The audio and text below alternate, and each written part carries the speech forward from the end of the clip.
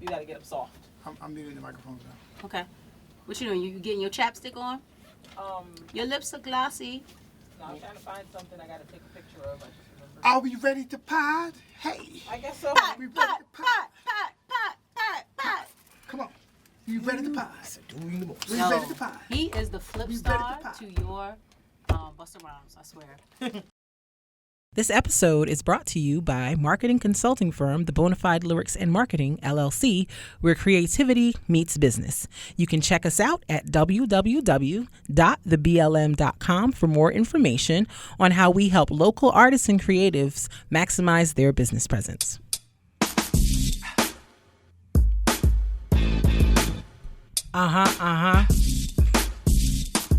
Yeah, boy. Yeah. It's the All Love, No Fear podcast. Hey. It's the All Love, No Fear podcast. Hey. Check us out. It's the All Love, Oh, No Fear podcast. Podcast. All Love, Oh, No Fear podcast. Hey. Yo! What at the what All up? Love No Fear podcast. Whoop, whoop. We are here. We out here. We are here. First pod of 2020. Yeah. Yes, God. Yep. Yes, God. We out here. And we are your host. I'm Kaybee. I host here at the pod. We have your co-host. That is me, Him. Mark Metapoetic. What? Metapoetic? You don't can know I, your name? I need to get my name together. Mo Better Blues. Mo. Metapoetic Bennett. Yes. Ooh, I couldn't even say it just now. I was about to say something else. Yes, Metapoetic Bennett. That's you. And we have a guest. We have been guest heavy. Yes, Gus. Guest. Hello. And we have Miss Michaela Jasmine Beeman. Hello. Yes. She is here. I'm sorry. So just for the people who are wondering why I just did that, so I do this weird saw smile thing from time to time, and it makes Michaela laugh a lot. So I'm probably going to do it a couple of times, just Horrid. for Just kicks. horrid. All right. Listen, I got to entertain myself here. Yes. And you want to introduce yourself, I guess. Tell the people who you are. Yes, Oh, who you are. Who am I? Who are you? First and foremost, I am a child of God. Hallelujah. I met Mark and Kristin at church. Yes. I'm part of the church posse. You guys have so many church friends, apparently, because everyone talks about being somehow related to you from church or hanging out with you at church. But all right, I'm part of the church clan. Because at one point we were at church all the time. To the point where the sexton used to joke about setting up a cot for us because we was there. Like literally, I think, what was it? It was Monday night was, what was Monday night? Monday night was transitions at one point. Mm-hmm. Tuesday night was, I can't remember what.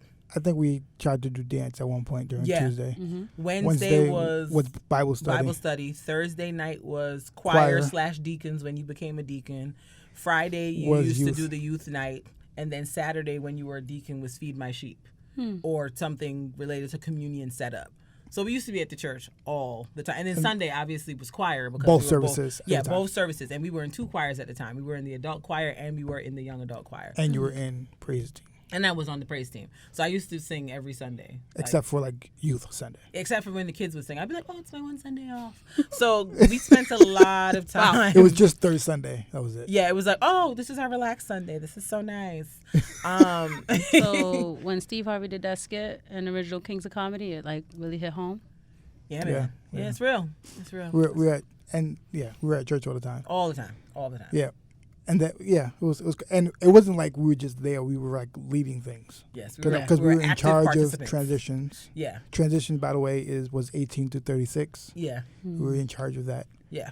And then I was the deacon. I was I forgot my position. Don't remember. Can't think right now. Were you the protocol person? Protocol. Yeah. Yes. So. Look at your wife. She here for you. She know. I remember. Yes. And I was telling Michaela that you knew me only as a deacon for like most of the time. Yeah, because I think we started talking like end of 2009. Then, when I just got on. Then you got on like beginning of 2010, like March of 2010. So like you was a deacon for like the whole time we were together, basically. Yes. Till like 2017. Yeah, it's a new Mark. Yeah. How is non-deacon Mark? Living his best life. Free on Thursdays. Free on Thursdays. Free on Saturdays. Just available in general, you know. But now he's on the PNC, so I don't really know if that's the trade-off. Which kind of, I guess, plays into our topic. Yeah. But Okay. yeah, we're gonna go on to that. Yes, I guess more about go you. on about you. Okay. Yes. I am a wife, a mother, civil rights litigator, Haitian American, all around Queens girl. Hey, shout out to Queens. We in the building. It's going down. hey. I don't know why you got so excited. You're not from Queens. Hey, why? I was born in Far Rockaway. Pause. What? Okay. I was born in Far Rockaway. Where? 2210 New Haven Avenue. I actually know where that is. Yes. I did not know we had a Far Rockaway connection. Yes. Oh, snap. Yes. Yes, I forgot about that. So I guess you can claim Queens for a little while. You were born in Queens. You can. Okay, Yes. all right. I I'll was- be forgetting about that because I just feel like he's Long Island, he's Westbury. Yeah, I've but always you- known you as, Yeah. I was still born at in Mineola. Yeah, he was born At Mineola Hospital. at Millennial Hospital. And then they brought you to Far Rockaway. Yes. How'd you get born? How is it that you were born in Mineola? Because if my y'all lived mother in Far loves Rockaway? Winthrop. Ah, So okay. she goes to Winthrop for everything. I see. Yeah. So, but yeah, Because there was a point where his whole family lived in Far Rockaway. Like everybody. not everybody. Not A everybody, lot of but us. a lot of his, what, two My, or three my of your aunt, aunts? my uncle. Yeah. There's a few of us lived in Far Rockaway. Like, but yeah, we were at 2210 New Haven Avenue. Until what age? 5. Wow. And then moved to Westbury. And when it was like it was 1990 December is when we moved. Oh, okay. And then yeah, I remember a lot of stories. Like my mother tried to shelter me from a lot of stuff. We were on like a top floor. Mm-hmm. We were on like 8 floors, and my mother didn't take the elevator. So, No. and like I remember like me like being a jerk child of like. As soon as I saw we were turning onto the block, I was like, I would act like I was sleeping. You would fake fall asleep? So like I wouldn't have to walk up the stairs. I can't with you. So like, but I was putting my mother through like bad enough. I had to walk up the stairs holding me. Like it was rude. Like in retrospect, Children. you're like, I was a jerk. I was It was not a very You nice know what? thing She for should me have to took do. the elevator with you and made you practice standing on one foot to avoid the piss. No, she wouldn't take the elevator. She Not the. Oh, Lord. no, she no. Why are you looking at me shocked? No. Those stairs, like my mother used to be like, there used to be like. No, not- I'm deceased at the. I'm just There like used to be, the like, people- visual of the elevator being Yo. deceased. There used to be people like on the bottom, like looking. Tell Like, you, it was crazy over there. I've never had any balance in my life, but for when I had to go into a Far Rock elevator, because you got to go in there, you got to slide in so the door don't hit you. Yeah, it was crazy. You got to find your spot, that one spot, stand there. Then you have to somehow push the button without really touching it because you don't know where anybody's hands been. It was crazy over there. Don't let anybody else be in the elevator too, because you got to do all of this and avoid people. It's just like It's a wonderful. lot. It's a lot. But my mother my mother doesn't do elevators. Like, Oh, period. period. Yes. That's not her vibe. So like she had to walk up like 8 flights of stairs. It's great cardio. Yeah. And then like I remember because like I wanted to be with my cousins were at my grandparents' house in West Hempstead. Okay. So like I didn't want to leave. So I wanted to like not do that. So like 8 flights of stairs. I'm like, I don't want to go. No. So like my mother was like, people thought I was like Abused. abusing you. Yes. So Like, all this for some I stairs. put my mother through a lot apparently. And that And she still loves you to this day. Man, just this gotta day. pay to this for it day. now. To this day. I'm sorry. Yeah. I have to grow up with it to this day. You have to get closer to the mic also. Hi. Hello. Hello. I'm here. Hello. Yeah. Okay. Greetings. And salutations. But yeah. So but yeah, that went through a lot. But more about you. Yes. Oh, Yes. more? Yes. We We If you talked- want to share more, we don't. I don't know if you want to share anymore. Yes, we don't want to force you to share things with the people you don't want them to know. New homeowner. And Just trying to get through this adulting. Adulting is hard. it's very ghetto Yeah. here. Trying to Very ghetto. trying to Yeah. multitask a lot. Yeah. And also trying to retire by 50. We were talking. Don't laugh at my dreams. No, please proceed with those dreams. Right. Like, I really hope it happens for you. Yo, Truly, that honestly. second half. So hope we it met happens. Michaela, and I guess we forced friendship upon each other. Basically, I rolled up on you. Yeah, I remember I don't this. even remember. because honestly. You weren't there, she just was me and him. pregnant, Uh-huh. and she was like, advice, help me, Mm-hmm. because she was like, she wants to know like how fatherhood is with our child, and I was like, when you become a father, like you jump into it. So I was like, don't worry about anything. Your Mm-hmm. husband will be fine. We'll be cool. Yeah, shout out to my husband Raleigh. Love you, babe. Hey, Robbie. He was. I remember he said to me, he was like, I don't know. I've seen babies. They look really small. I'm not holding them. Like, sir, you gonna hold our baby? No. Like, and I think that was the question. You were like, exactly. And I was like, no, it's different for your own child. He's going to hold her. It's going to happen. He's going to hold her. And sure enough, Michael came out and he ain't been out his daddy hands since. Yeah. Like I was like, there's nothing you gotta worry about. It's going to be fine. Yeah, but I'm not going front. Like I held my own baby with no problem. Other people's small children, I was like. Yeah, but even with that, like remember with Dalton had with Lucas, like I feel as if like after holding my daughter as a small child, I'm not nervous. No, I'm susupremely more comfortable holding a small child. Small children now. I'm like because I remember like trying to hold small children before. Cause I remember with Micah, his first son, like I was like, I don't know what to do with this child. What am I doing? She looks comfortable though. Not for nothing. I think so many guys have that privilege. As a girl, you don't have that. Children were hoisted upon you. Yeah. Hoisted. Like it was like dodgeball with like these here, babies. hold this baby. I'm like, I don't okay. understand why you trust me. Oh, okay. To do this? So you're just constantly being bred to be moms and like caregivers and things like that. So like when I hear about guys like being hesitant about babies or changing diapers and stuff like, but you're like we've given my daughter who is 2 a doll. So you're at age 2, you're giving a baby to take care of. Yes. Yeah. Yes, and she has a kitchen, and which she loves. Yes. Yep. So at age 2, a girl is given a baby to take care of this child. Yes. That's fair. See? Yes. See? From the age 2. You know what? I need to work on that. Michael needs to get some kind of a thing to care for. A stuffed animal to take care of. My son's rough. Like, I need him to simmer down. You're like take care of the giraffe. Yeah. Not Raffy. If you watch Word Party, you know who Rafi is. Yes. And if you don't watch Word Party, it's completely fine because it's a kid's show and there's no reason you should know what it is. BC Dubs, I crack up every time y'all pull in with the Let's Not Fight video. If we have a situation, it'll make an appearance. Every time. Yo, when Mark first did it, I was like, is that what you're doing for him? Is that okay? I don't know if we have any not fight topics yet, but we'll find out. We'll see what happens. We'll see how it goes. Never know what happens here on the All Love No Fear podcast. Oh, speaking of, shout out to the people on Spotify.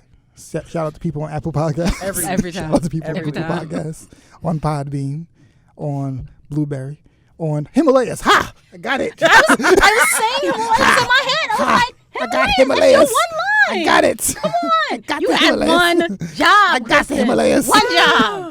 Oh my God. I was waiting to see if he was going to say it or not. I was like there. I was ready. I was like, okay, if he doesn't say it, I'm going to say it. Yes. Oh my God. And iHeart Radio. Yes. Those are all the places where our podcast can be found. And you can hear about us on there. Word. And our website. And our website, All Love No Fear PCast.com. Yes. Yes. Mm-hmm. So many things. Yeah. So many things.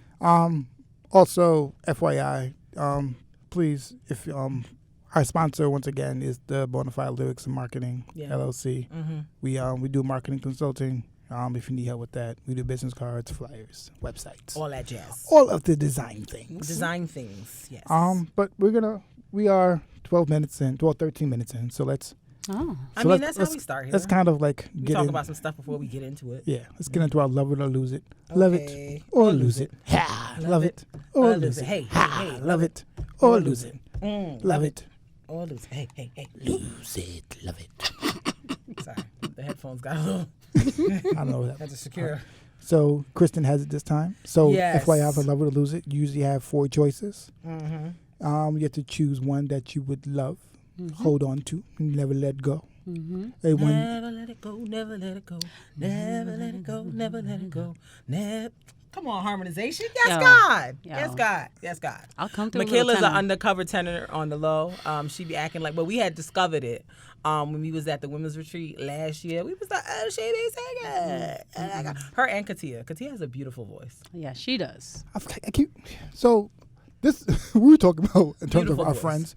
So we have friends who are single and don't have children, but like we realize like when we try to we say we'll hang with them, but like it's just we sometimes feel like they might think that we're jerks because we say we want to hang and then we just never call them, and it's not that, we just be busy. But we also realize that like our friends who are married with children, like every time we chill, we see each other like, hey, yeah, I know we don't talk that much, but hey, what up? And like, it's no hard feelings because we're all in the same boat of we have no time. Right. Okay. But it's hard to explain to people who without married children that we don't have time. Right. Like, it's not that I have beef with you or I don't want to talk to you. I just don't have time. Yeah. My day literally starts at, 6 o'clock. I wake up.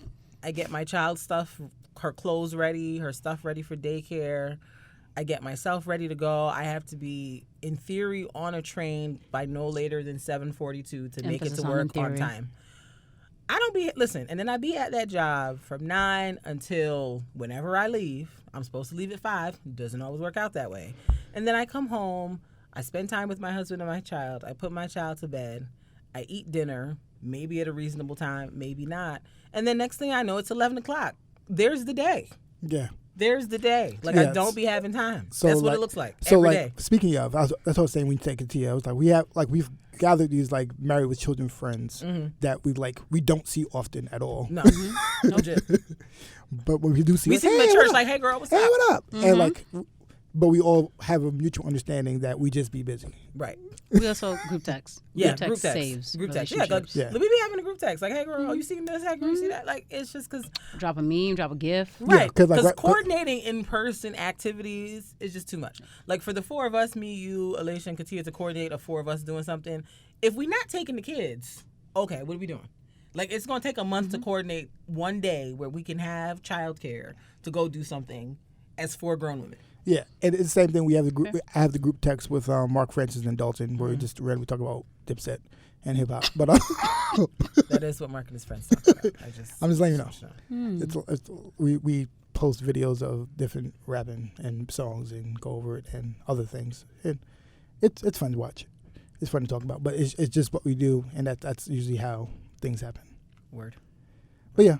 But back to Love It or Lose It. What do you have? Love it or lose it. So I'm a fat kid. Oh boy. I've been pretty honest foodie. about that. I think your sister-in-law already had a conversation with you about this. She did. Yes, she told you about better affirmations. Yes, I enjoy food. Yes, thank shouts you. to Tahira. She did say that. You're Oh, speaking of, Michaela is a big fan of the podcast. She is a All Love No Fear. Every potty. episode. Yes, she's an all love. We gotta come up with a name. we need a fan base name. A fan base name. Okay, we're gonna come up with one. We're gonna think about something. If you guys have suggestions, send it to us because I don't have anything right now. But we're gonna come up with something. Yes. So Michaela's an avid listener, and provides the fearless listeners. Ha. I like that. Fearless listeners. Okay. All right. Cool. Let's write that down. She don't like it. I'm not. I saw her face. I was like, She don't like it. I was mad hype. I didn't see it. She Mind your business, Michaela.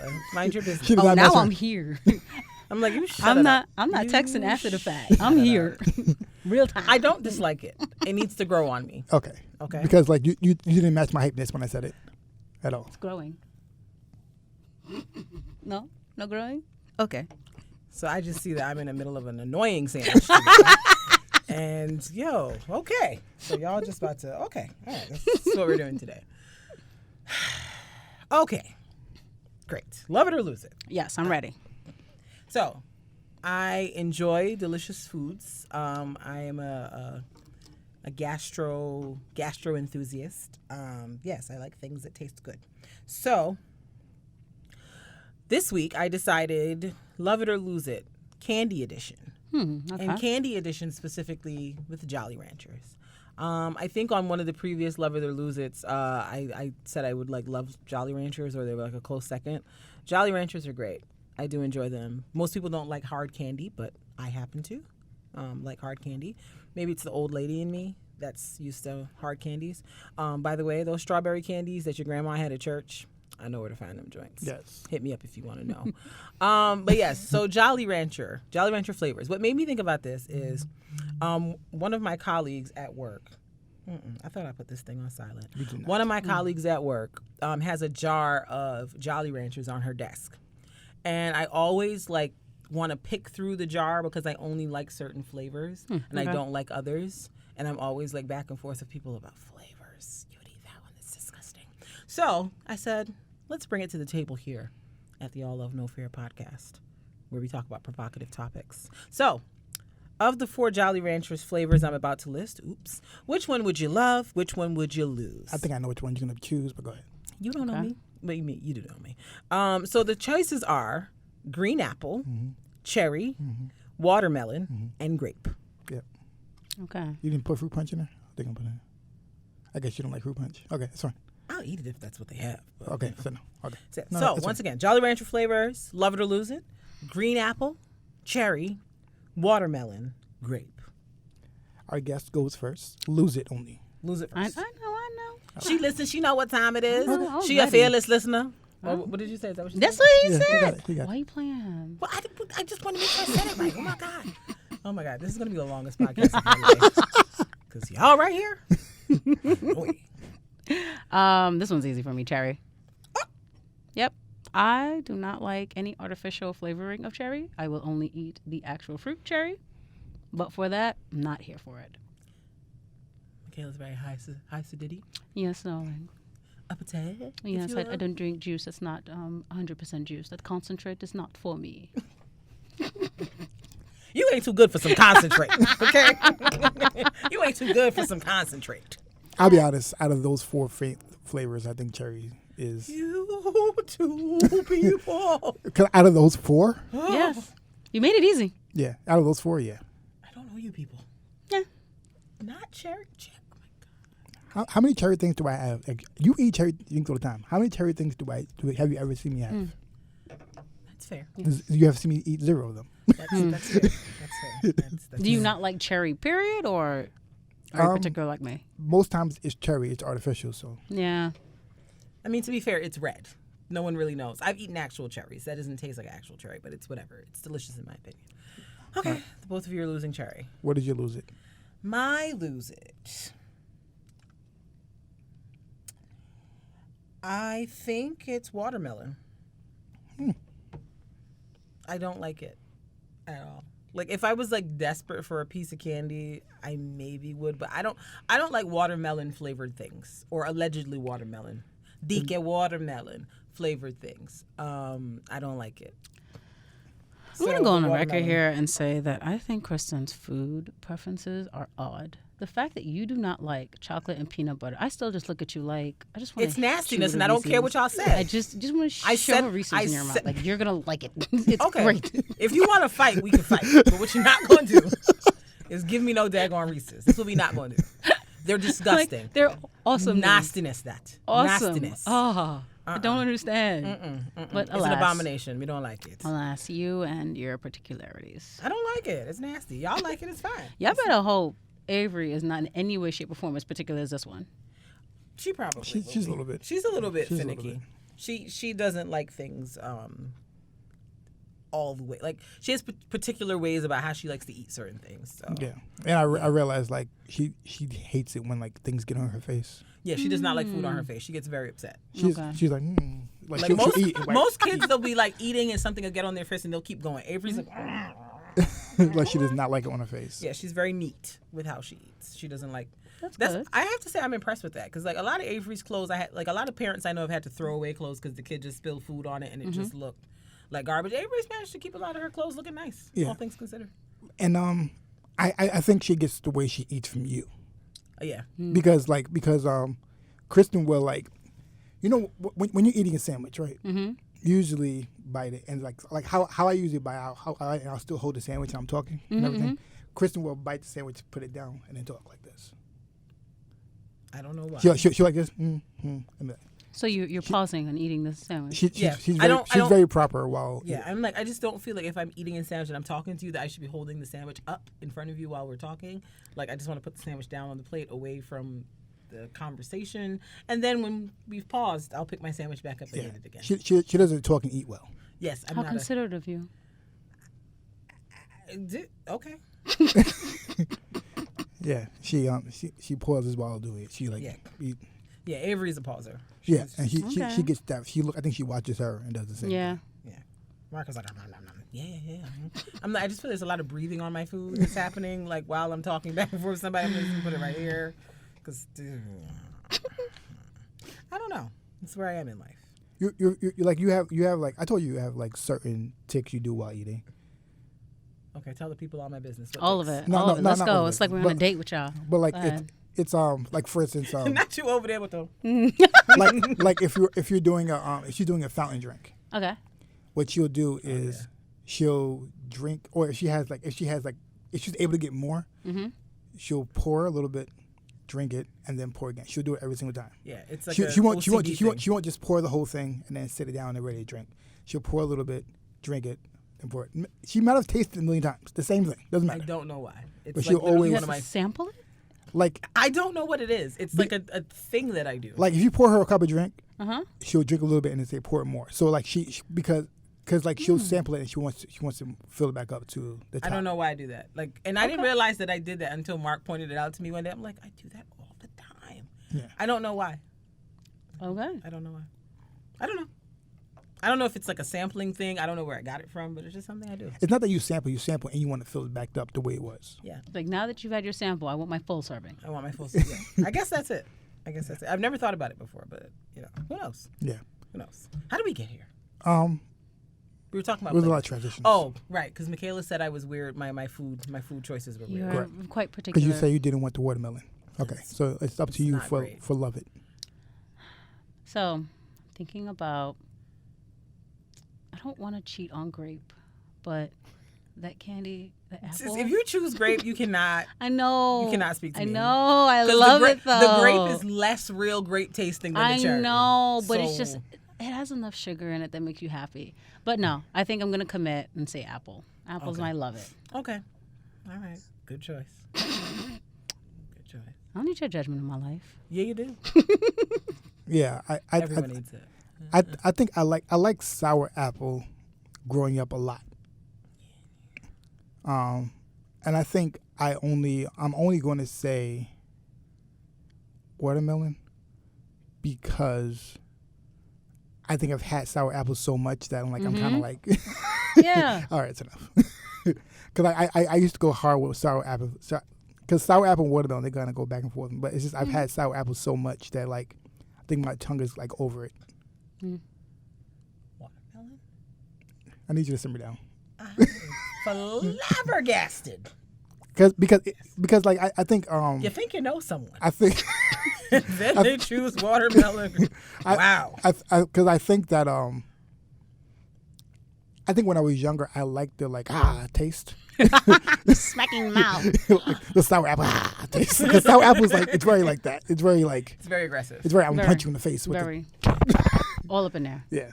But watermelon is very like it's chill. That's true. It is really chill. It's very chill. It's I like, think for me flavor. also, I don't eat Jolly Ranchers as much as I used to. So whenever I get a Jolly Rancher, I want like all my money for it. I want let's go want, like, sour apple. Yeah, let's Every get time. it. Make this work. Yeah. Okay, African Americans. All right, Madam Judgment. I do not appreciate the name calling here. My love it. I think I'm going to go with all of the choices here. I think I'm going to go with the grape. I know it's not real grape flavor, but I like that flavor the best. Did you not shade me for almost doing grape? No, she was shading you because of the cherry. Because you was like, the cherry ain't even tasting like no real cherry. So I said the grape don't taste like real grape either, so you can't choose that one. I don't have those problems. I never said that. Oh, great. Is my love it. It always hits. It's never not. It's never a miss. The grape always hits. So your number is your number 2 cherry or sour? Yeah, my number 2 is cherry. Okay. Yes. Okay. Yes, that water. You know what it is? I think my thing with the watermelon is like the taste is so mild, and I feel like when I go for a Jolly Rancher, I'm going there to get a sugar rush, and the watermelon is like a slow burn. Like that grape and that cherry, they give me the sugar I need like first suck, and I'm there. I'm like, yeah. Great. It's a lot. It's a lot. You like what you like. I like what I like. Word. Okay. I'm not gonna. Okay. Don't give me that disgusted face. I am disgusted. Watermelon, Mark. That's the nastiest one of all of the flavors that they offer. It isn't. It is. That's an undisputed fact. Just because you keep saying it doesn't make it a fact. It's a fact though. Okay. It's just because you don't agree with me doesn't mean it's We're not gonna a move fact. on. Oh, now we're gonna. Michaela's just sitting there like. So I'm just watching it. It's like Watching verbal ping pong. tennis. that is the love it or lose it.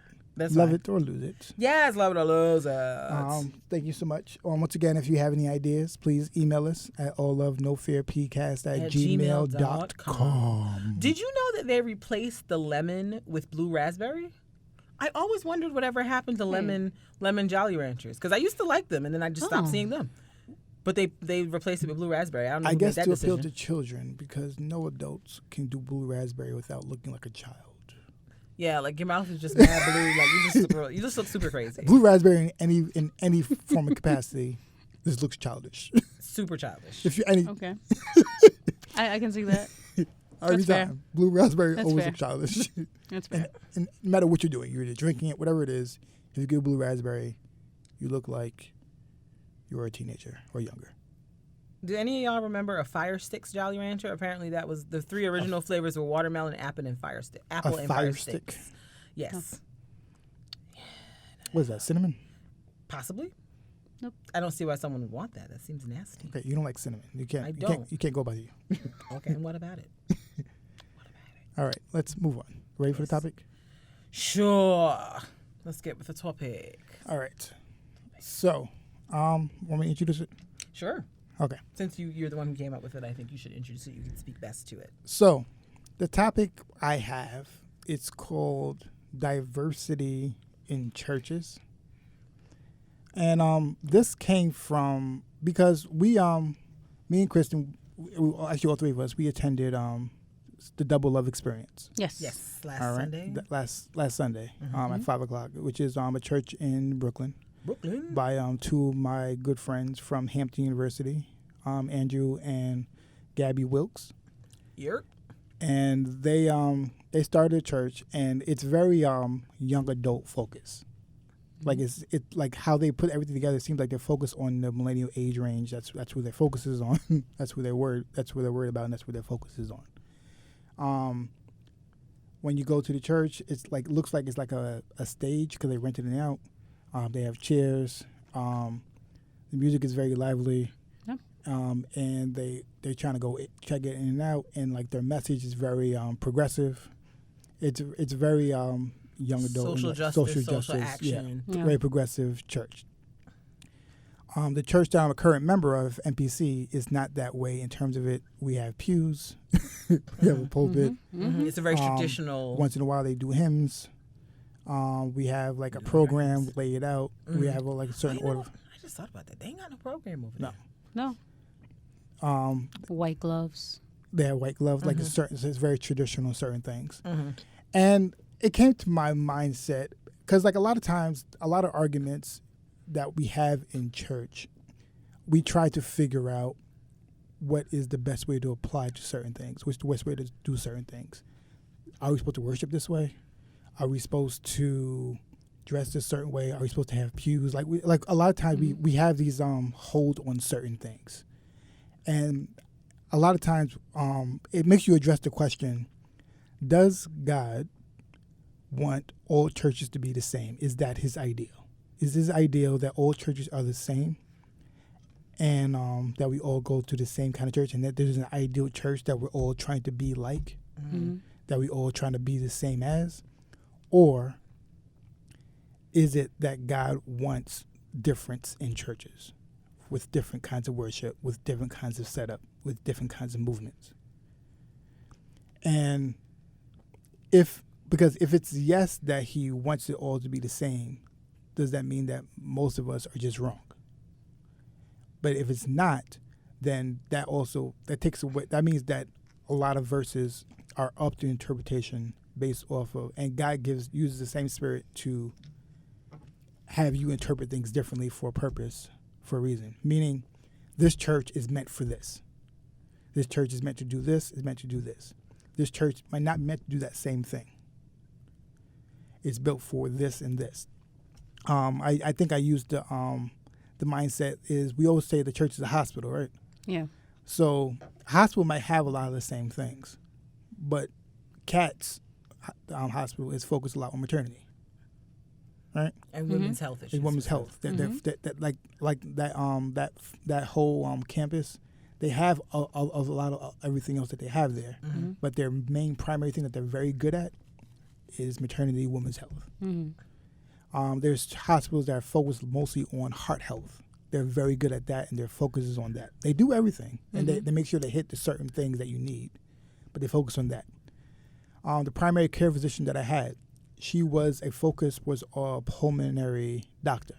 She's a pulmonary doctor because I have asthma, so I wanted to focus on someone who has a focus on pulmonary. So when I go into the her doctor's office, usually every visit incorporates a breath test.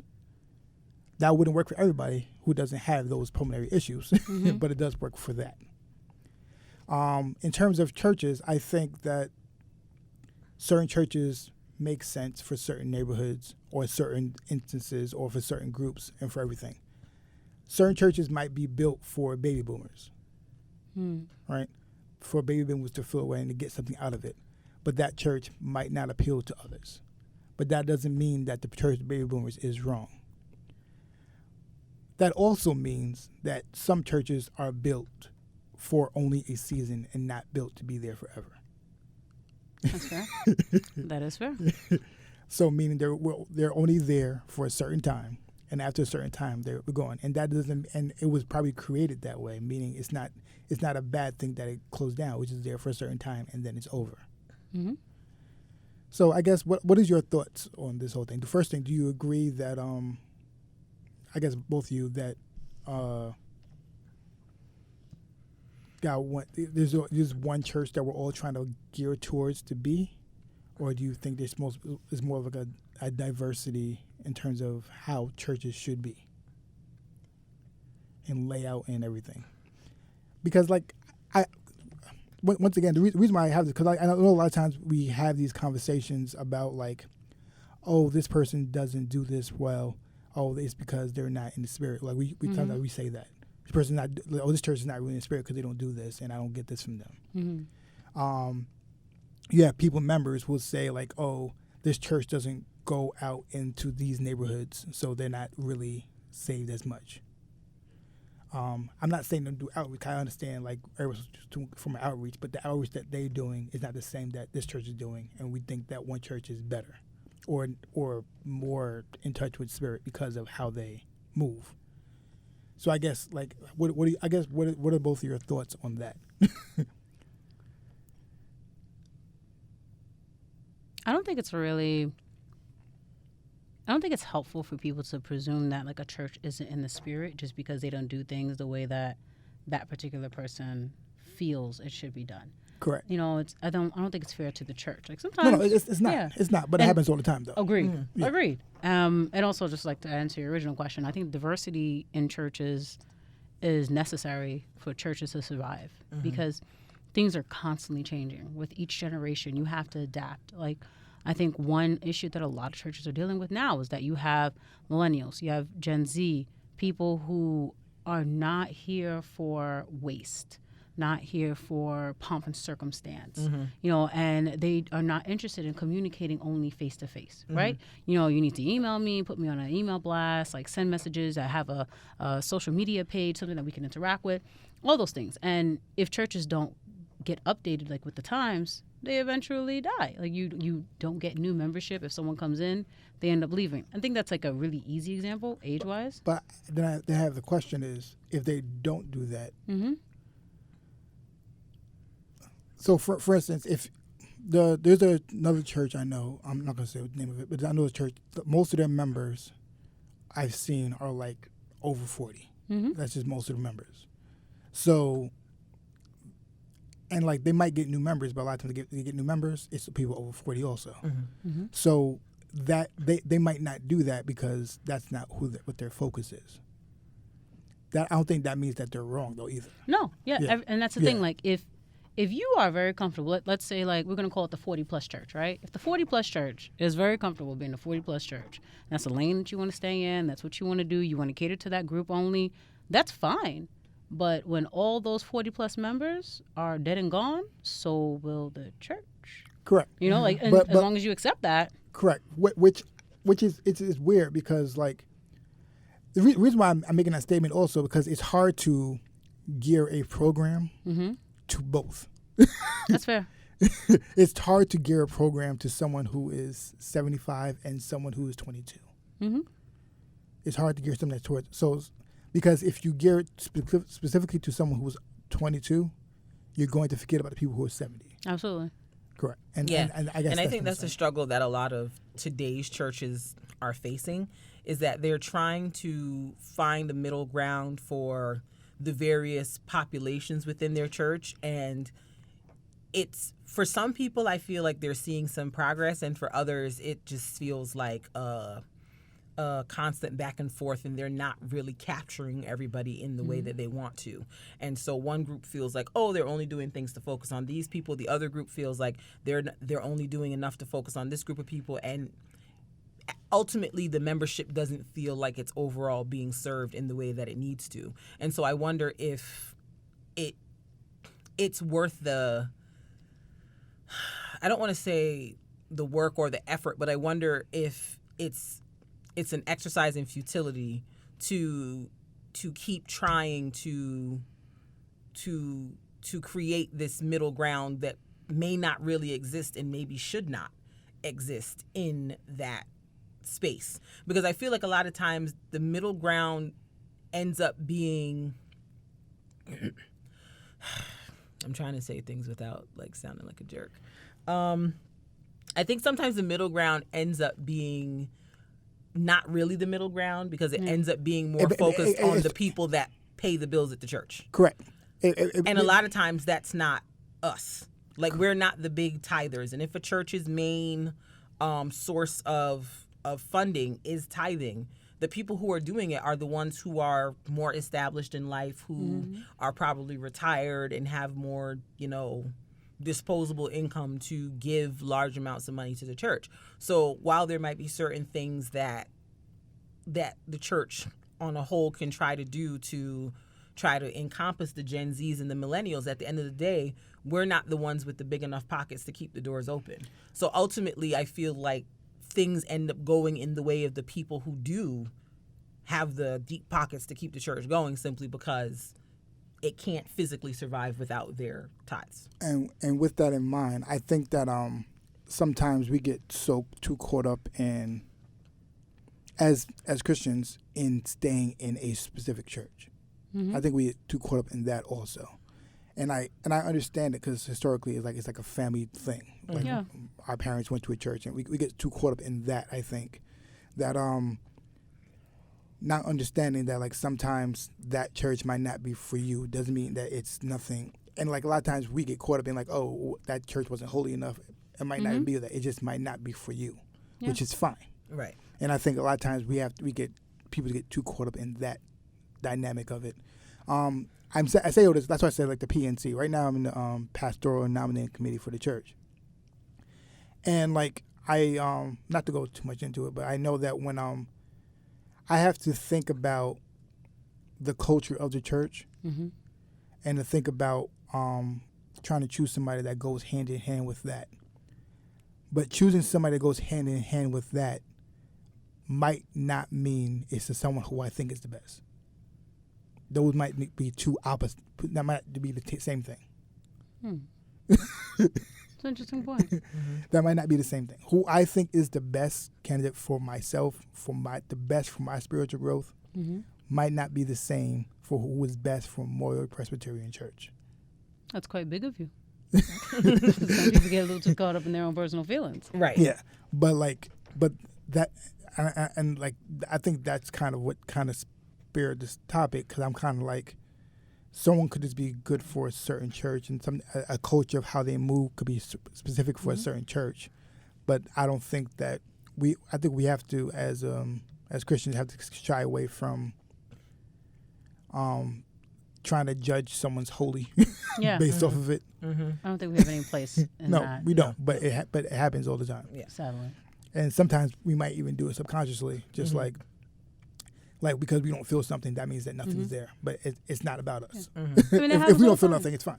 Like there's so many times you're like, someone else might really feel a sermon and it might fall flat for you. Right. Then that sermon wasn't for you. Correct. And that's just real. Correct. That's just how it is. Because, I mean, in reality, like, in a church if there are 300 people sitting in a congregation on a Sunday, it's impossible that one preacher is going to make a deep impact on every single human being that's in the building. Every Sunday. Like 200 people may get it. The other 100 might be like, I don't even know what they was talking about. Yeah. And nothing about that relates to me. Because if you go by my my stance before, like spirit is if it's spiritual, emotional, physical, and everything. That emotion a lot of times comes from culturally what you've done before, and it comes through like history. So certain people might have gone through certain things and went through everything, so they hit some different from what they went through. Yeah. But I haven't went through the same things that will hit me that way. If you're using all three, so right. Because I think some people believe that like if a sermon is a certain way that everybody should get it. No. I don't know if that's true. Yeah, I don't believe in cookie cutter sermons. No. Yeah, no. I don't believe there's one sermon that everybody will get, unless it's of course it's Jesus. But he's a different kind of preacher. Yeah, right. but correct. But yeah, right. but outside of that, I don't think that Yeah. Because like even like in the Bible, they had different churches. Yeah. And they all had different ways they worship and everything. Yeah. And I think they were all. Yeah. Like a lot of these churches in the Bible were in houses. Like they weren't actual like physical buildings like what we go to today. So to kind of go back to what you started with, I always find it interesting that a lot of us decide what we think is a real church or what we think is a spirit-filled place based on how we feel. On how we feel something should look. Like all the churches I've ever been to in my life, like as a regular member, were very traditional. They had a pulpit area. They had pews. Some of them had cushions that you could like kneel down on. When you got down on your knees to pray. Like I've gone to some where it's interlocking chairs. Like I've gone to different types of venues to have a worship experience, and I think that we get caught up on the wrong things because it's like one minute we're like where two or three are gathered in his name, there he is, but not if they have folding chairs instead of pews. He's not there. He's not there then. Nope. He's not there if they don't have like a full band and the whole like he's not there. Like I just get confused about how we decide to nitpick where a real church is or what a real church looks like and what a real quote unquote church experience looks like based on physical things. Like so many of these churches that are now mega churches or whatever today started in someone's living room. Yeah. And that was very much a Holy Ghost filled church experience. So how do we move from that to then deciding if it doesn't look like this, then it's not church? Correct. And like some people don't like mega churches. Some people do. And like not for me. I've been to a few. I can't. Correct. It's too many people. Not for me, but I think it is for some people. Like my sister used to go to mega church, and like that's what they got down in Georgia. Do they even have regular churches? Like sure, I feel like down there it's just straight. I'm sure they do. But I think that but I think the mega churches they usually prosper with the ministries. The ministries are like the small churches. Yeah, like that's usually how they prosper. That's how you get like people get interactive. But people don't like that, which is fine. And I think they have a place. Small churches have a place. I think they all have a place. And I think as long as you hit those certain categories that are important, that the Bible says makes you hit, yeah, in terms of certain things that are important. Yeah, cover these basics. Yeah. I think once you hit those certain bases, I think churches should have a Bible study. I think churches absolutely. should have Absolutely. Some form of outreach. I think like they should have certain things. Right. I think the key also to diversity is that like you're never going to have a church where the preacher can always hit on everyone's needs. But I think that's the importance of the ministries. What I loved about MPC when I was looking into a new church was that you guys have ministries for everything. Yeah. Like this was the first church I saw that had like a married couple ministry. So oh great, I'm a newlywed. That works for me. So the funny thing is like we went to some other churches and we realized that Memorial has only a small amount of ministries. No, like Allen AME, like it's OD the amount of ministries they have. We were like, oh, we out here just skimpy with our ministries. Yeah, like we just base model. We don't even have nothing over there compared to. But like again, they have like a whole South Carolina ministry.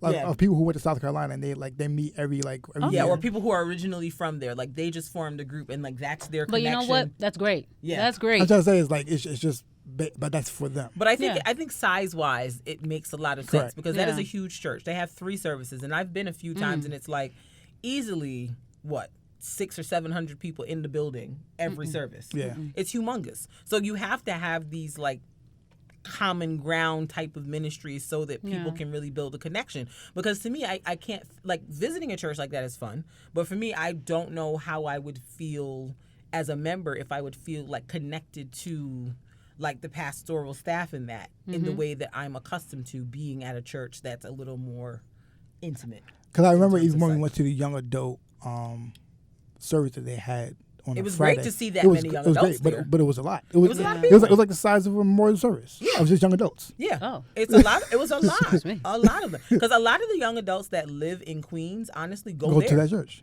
Yeah. Like a lot of, and I've met a lot of young adults over like people I know from high school, because I went to high school in Queens. They go to Allen. People that I've met at work and stuff like that live in Queens, like that's where they go. Yeah. Allen is the spot. Yeah. So it's a lot of I them have in there. a few sorority sisters. Shout out Delta Sigma Theta, Sorority Incorporated. But yes, you of them. I thought you were going to always. give me one of the calls. No, but you kept no, it. we are Okay. not. I was No, waiting for it. we I are was not. waiting for it. No, I was we're like, not okay, doing all that. right, she's gonna. Okay, No, ma'am. okay, all right, all right. But back on topic. I gotta It's tell you about funny- the time she did that to get somebody's attention. We'll talk about that Shush! afterwards. I don't need your hater. I need your You've hater. been hating over there the whole time, though. Sora needed my attention. I called out to her. And I Leave was me like, alone. did she just? I sure did. Leave me alone. That's exactly what I did. And I was like, did you just? Yes, I did. because I thought I heard it, but then I was like, that's not what It was I heard. low. It was It's low. impossible. It was like on the wavelength that me and my soror that she needed. They see That's each all. other. That's it. They see each other. My soror needed me. Boom. Anywho, it's funny because like on a national level, you're seeing this because the Methodist Church is talking about splitting because you see that? No, I'm not. I wasn't in Lou. I didn't see that. Tell me more. No. So See, this is why we bring guests. They bring content, news. So I thought that was like dovetailing. I was waiting for you to drop it, but they are going through some issues, particularly about the LGBT community and whether or not they're willing to accept openly LGBTQIA clergy and whether they're willing to accept the concept of LGBTQ lifestyles within their churches. So they recently had like a national convention, and the position that's now been brought up is that like they're just going to split. And you're going to have one sect that's the traditional Methodist that's just not having any LGBTQ business, and the rest can do whatever they want. Interesting. I thought the Methodists had already figured this out, only because like the Presbyterians had been going back and forth about this. Like when I first started coming to Memorial, what was that, like 2009, 2010 maybe? That was like a conversation that was being had, and they made a decision back then at that point. So I thought that the Presbyterians were sort of the last of the party on that conversation, but I was wrong. We were probably the first. honestly. No, we're actually really progressive. Okay. Yeah, we were probably Probably the first to get to that conversation? Honestly. Okay. Very progressive. Okay. I remember when that decision came down, a young lady also happened to be Haitian. Her father wouldn't let her keep going to the church anymore because like he was opposed to the fact that, Presbyterian church was like acknowledging marriages between two people rather than man and woman. I was just like, I didn't realize it was that deep for you. But okay. Because I'm like, to me, we can talk about this in depth another it's- time. But to me, I'm just like, the way, even when it was brought up at our church, like some of the people who were like making comments about it, I was just like, but you know that's never going to happen here, right? Like that's never going to be a reality in this particular congregation, because this particular congregation is made up of Old West Indians. So it's a thing that the denomination is doing, and in theory, we can't discriminate against people of the LGBTQIA community because our denomination says XYZ, but the plausibility of that being something that you have to actually deal with in the context of our congregation in and of itself is so minimal. Like I don't even understand what you're talking about. Like I don't get it. I don't understand. But the way people were Everybody has their acting, thing. like people were getting ready to like And then divest from the denomination. I was just like, they're ready. yeah, I was everyone like- has their thing. I was like, guys, It's- it's not a plausible thing that I see happening in this particular congregation anytime in the near future. And a lot of their, we're not gonna about it. Because like what they were saying, I was like, this. Yo, like there was something that somebody said one time, and it must have took me like 3 months to get it. I said, wait a minute. Because it didn't make any sense to me. It didn't connect to anything, and I was like, what are they talking about? And then one day, sometimes you just be in the shower. just thinking about Just what was thinking said at about church stuff, that one day. and then dots connect. I said, wait a minute. Yeah, in my last church, I did Sunday school. I don't think I'll ever do that again. It was so stressful because parents in church are so oblivious as to what actually goes on in their children's lives. All the time. And they, for some reason, think that any little thing that you, as their Sunday school teacher, do or say will poison their child. And you will now introduce these evils. Like, excuse me, you think your child will know about sex? I'm like, your baby go to school with other children who don't go to church, maybe. What? Like, or other. Like, your baby goes to school with other kids who have different belief systems and practices. Like nothing. Like, I'm sorry. The best place to learn that probably is church. Honestly. Yeah. But people don't put that together. Fair. Especially if you want to raise your child and in a way of having a healthy sexual relationship within the lens of Christianity. I agree. But I remember one time, one of the kids asked me about sexual morality, and I said, that's a question for your parent. Like, wait, what? Well, can you tell me? That's a question for your parent. Plead the fifth. No. Your mom ain't coming into my house. Nope. She ain't calling me. She ain't pulling up to my crib. I'm not having none of that. Talking about how I done taught your daughter to be. Nope. Fifth. Go to your mama. That's it. And that's it. Hippie, that's it. That was the one thing I was like, nope. Go to your parent. Anything else, we would go into the text. Well, where do you think this started from? And we look at the text and we talk about it and all that stuff. Sex? No. On the flip side, our friend Jason Lee, he used to actually do that all the time. He used to talk about sex all the time. Mm-hmm. He's brave. Yeah. How old? I think it was like teen, 13 and on. And up. Yeah. He used to talk about them with the boys. Yeah. All the time. Oh no, I had mixed. Oh, okay. My Sunday school was all the children from ages 11 to 17. Okay. Actually, I'll be honest. That has happened before. We had a youth retreat. I was at the last youth retreat I remember. Way back when. Gabby actually had a conversation with the girls about that. Gabby. It's Gabby. With the girls about it, and we had a conversation with the boys about it during the youth retreat, and those were like kids ages like 8 to 14, something like that. It was interesting because I just remember some comments. It was hilarious. Because like the girls was like, yeah, we need a boy to have swag, and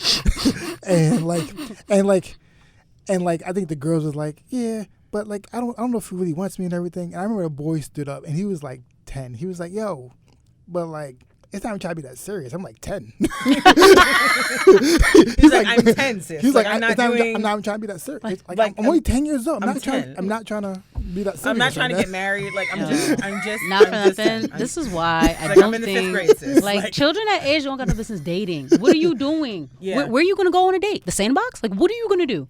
Not the sandbox. Yeah. Like seriously, like children Where that do you age go is to- too complicated. Like dating, us adults can't figure it out, and we screw it up every day. That's why I said. That's why I thought that kid was hilarious. Kid was like, "Listen, I don't know why you're trying to be so serious right now. Why? I'm 10. I'm 10. What am I focusing on? Yeah. I got mad years. Yeah. I've got a lifetime ahead of me. And not for nothing, people love rushing that stuff on little kids. Like I have no problem admitting that sometimes I'm particular.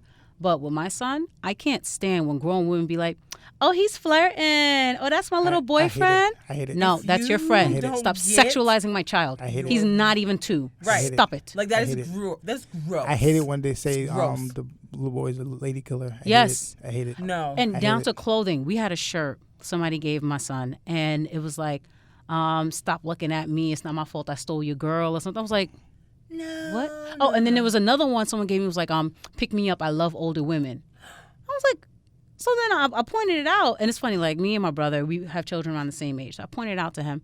And he was like, at first it was a little like slow on the take. Then I was like, all right, look, you got a daughter. What if your daughter had a shirt that says, yeah, pick me up. I love older men. He's like, nah. I'm like, oh, you got real Jamaican there. Never that.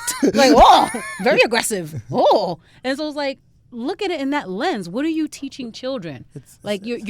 You're projecting this image and this discussion on them that you're like when they do that to boys, you're projecting they're creating toxic men. yes, toxic masculinity in a bottle here. They're creating it from the beginning. For you, sir. Yes, serving it up. Also, I'm sorry for using it. I'm always giving up the word toxic for 2020, and I'm sorry. Well, nobody knew that. Nobody knew that. I don't want to use I it. knew. I think toxic is overused. Correct. Oh, yeah. And that's what Toxic we is need different words. Overused and misused. Oh, let's get our thesaurus. I don't like either one of them. You're making fun of my slight. You guys, you watch Bubble Guppies? Yes. So you know the episode when Dima wanted to be nasty? It was Dirty Dima, and it was they had a whole episode about hygiene, and then like in the I didn't see that one. So it was an episode about hygiene. Clearly, I'm a parent of a toddler, right? All up in this stuff. My son is addicted to bubble guppies too. And it's an episode about hygiene, and they go into this fairy tale land, and Dima, the little curly haired one, she was just dirty. And she didn't want to wash, so she expelled all the soap and all that stuff out of the kingdom. So everybody was dirty because of her. And so the little bubble guppies come up in a new town, and they sell soap. And Dean was like, nah, cut that out. And then there was like these two knights that tried to rescue all of the soap because Dirty Dima took all the soap out of the kingdom. And she turned them into little nasty goblins. And so whenever they came on the scene, they would go. So when we did that, I was like, oh, we're like the foul creatures. Like we used to I watch, thought this was going somewhere. No. That's I remember we used to watch Bubble Guppies with Avery in the beginning. I just want to talk about. I might put it on here. That Outside song slaps. Outside, yo. Me and Michael, we'd be like, outside. What? You get that soul clap to outside. Michael, no. That Outside song. He knows what time it is. Slaps. That's fine. Outside. That's fine. That's fine. I'm not sure how we got here again. Okay. We'll move on. Yes. What were we saying? I don't even know. We were talking about diversity, United Methodist Church, and then we started going all down I this. used to go to United Methodist Church. Well, before. Yeah. They weren't very. I went to AME a few times. Okay. Yeah, United Methodist. I used to go to a United Methodist before I went to Memorial. Interesting. They've been having this conversation for a long time. Correct. Actually, like, New York Times just reported on this, I want to say, past couple of days, not a week. Okay. You know what else? Since we want to go messing around with, like, Iran and stuff, that probably got overshadowed. Valid. I can understand how that, got on the back burner and no longer in the forefront of the American concept. Right. But, yes, Facts. it's been going on. But I think that, when it comes to our churches, like, I think we have to be realistic about the scope of what we can and can't do as well in the context of where we are. Because I think a lot of churches, like, they mean well and they want to, like, do all these different things. And I know the Bible says go out into the world and, teach the nations and all that jazz. All that. But sometimes maybe that ain't what God wants you to do at this particular time. Maybe God wants you to, like, to me, I feel like, and this might be foolish, and I'm fine with being foolish. But for me, I feel like a lot of times a church gets established, it gets some members, it gets some ministries, it starts doing something, and then it's like, let's go here, let's go there, let's go. And it's like, you're not taking the time to. Oh, you mean like it's just not getting enough roots. Before. Yes. Okay. Which is not the same thing. Yeah. Because you can still do it. It's just time. Yeah, it's just time, and it's just like, I think even for churches that have been established for a little while, they've been around for, decades, centuries even. I think there has to come a point where you need to kind of do some inward reflection again before you try to, like, go out and, like, do your expansions and, like, because that's the thing that I see a lot of, like, churches in the South doing. Like, okay, I have this campus over here, let me expand and go start another campus over here, let me go do this, let me go do that. And it's just like, but have you sort of cultivated in the right way the foundation of what this is, so that when you take it someplace else, it's not a mess? Yeah. Because I feel like sometimes that happens. It's like we're so excited to, like, go out and, like, and I'm not saying don't do outreach, don't try to, like, help out in the community that you're in. I know why that happens. I'm not saying that, but I'm just saying, like, to me, I feel some type of way about, these expansion plans that people have when it's like, but the actual, like, base y'all got right now needs a lot of work. Like, what are you expanding that same dysfunction and stuff that needs to be worked on to another place? For what? Like, to me, I don't feel like that's excellence in ministry. So why don't you just take a moment, pump the brakes a little bit, evaluate what's happening in this realm before you decide to take that brand of whatever it is you're doing over here to other unsuspecting people who don't know how messy this is over here. I think that comes down to people not understanding business and not understanding that the church is a business in general. Because if you understand church is a business, non-profit, but a business, but it's still business. Yep. And when you think of church as a business, that means that you need to have a organizational structure. You need to have a model. You need to have things laid out of how things operate piece by piece before you can expand, because that's the only way you can expand and make it effective. because then if you don't do that, people have no guide point to come back to it. So if you don't have a book of order, because like your denomination might not do one, if you try to expand from your church to say you're an offshoot of this church, you need a book of order now. Yeah.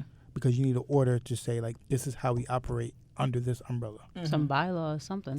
Correct. But like that's a very business like structure, and a lot of times people try to spirit away the business part. Come on, somebody. Come on. The business portion. Literally, you just took it right out of my mouth. Yeah, I was like, I was gearing up. I was like, They're trying to spirit away. They're like no, but the spirit this church, the spirit. I was spirit like, filled. great. Well, all right, But that's you might cool, want to take a but- business class or two also. Yes. just take one. And that's the problem. Like, you have individuals who are in high positions, decision-making positions in church, and have no idea how to manage something. And so then they literally run it into John the Gray. ground. You guys are talking about a pastor? Is that Yeah, the John pastor? Gray. Yeah, that's the guy you we guys were talking about it. I was like, yeah. Well, y'all said that story? I was like, this is foolish. Yeah. Who just takes on some building And now with understand staff. and now understand And I was business. like, Right, I'm like, foolish. huh? And then like the story has gotten even deeper with that, which is what made me say, which was what made me bring up, cleaning up whatever's going on the realm before you decide you want to expand, because the main church that John Gray's church was an offshoot of, they have had some issues with like the pastors with financial stuff. Like their house hasn't been cleaned all the that part way. has been an issue before, so Yeah. it just carried yeah. over. So it just carried Because- over to what John Gray is in now. Yeah, like And they have filed to be evicted, by the way. Like- the courts. There's I'm legal telling you, cases. ever since I've The spirit didn't stop that? The spirit didn't stop that. that's why I said ever The since business said y'all got to go. that's why I said ever since someone told me, I forgot who told it to me about the spirit, physical, emotional. I've been using that for everything, and everything makes sense now of why things don't work because Yeah. they're not using all three. Yeah. Because they're like spirit. I'm like, yeah, but Also, logically it doesn't make sense. So. Right. Like, let's do the. let's do logically. Yeah. you can have bylaws, you can have book of order, you can have all that stuff written down. If you don't have people who understand and respect those things, then it's for naught. That's but also true. that still applies to bylaws of how things are hired, how yeah. people are hired. How, like it Yeah. still Like, goes for the same you'll concept. have people like, oh yeah, I know that says that in the bylaws or whatever, but like I just wanted to do this. Right. Or you'll have structures already set in place, and they'll say like, well, I was just thinking of this. Like, I didn't want to make it a big deal. No, ma'am. It's always a big deal. But that always goes into why family businesses have issues in the first place. That's why family businesses have problems expanding in the first place. It's the same concept. Yeah, Because a lot of churches are family businesses. that's it. That's a good point. So I've never thought about that. I like that a lot. a lot of churches You're are so family. smart. I like it. Don't do that. You are. What do you mean? You don't want me to like celebrate you You can celebrate me. It's on your fine. podcast? It's fine. It's Yeah. your podcast, but It's our podcast, but like I'm speaking about in the context. This is you. You're so smart. BT does for everybody who's seen this before on the podcast. It's so different in person. This is hilarious. Marcus Bear. I was over here just like, church tea. church businesses are family businesses. A lot of times. And that's why a lot of family businesses are very bad at expanding, because a lot of times we're just hiring people because they're family Yes. and everything. They not really might not have the skill set, but we want them to have this position and everything because we know them. Mm-hmm. So I think a lot of times when we try to expand to that, like now we like as a now you got to factor in what are the skill sets I actually want to have. Yeah. We don't know because our family we don't know what our family skill set actually Yeah. was. Right. They just figured it out. And then they also want to make business decisions based on just like their feelings and affect. Like, Correct. I remember I was at a church event and one individual, they were talking about like pastoral salaries. One individual stood up and was like, well, I think that the pastor should be compensated more because like he's a good person. Correct. And it comes to emotion, and that's That why I has said it comes to nothing to do with like the business of this. Like, Correct. Have they been, satisfying the requirements of pastor? Have they been doing this job well? people have done that at our church during the business meetings, and we kind of like people will say certain things like but they do other stuff like great, but let's talk about process. Let's talk about what makes sense.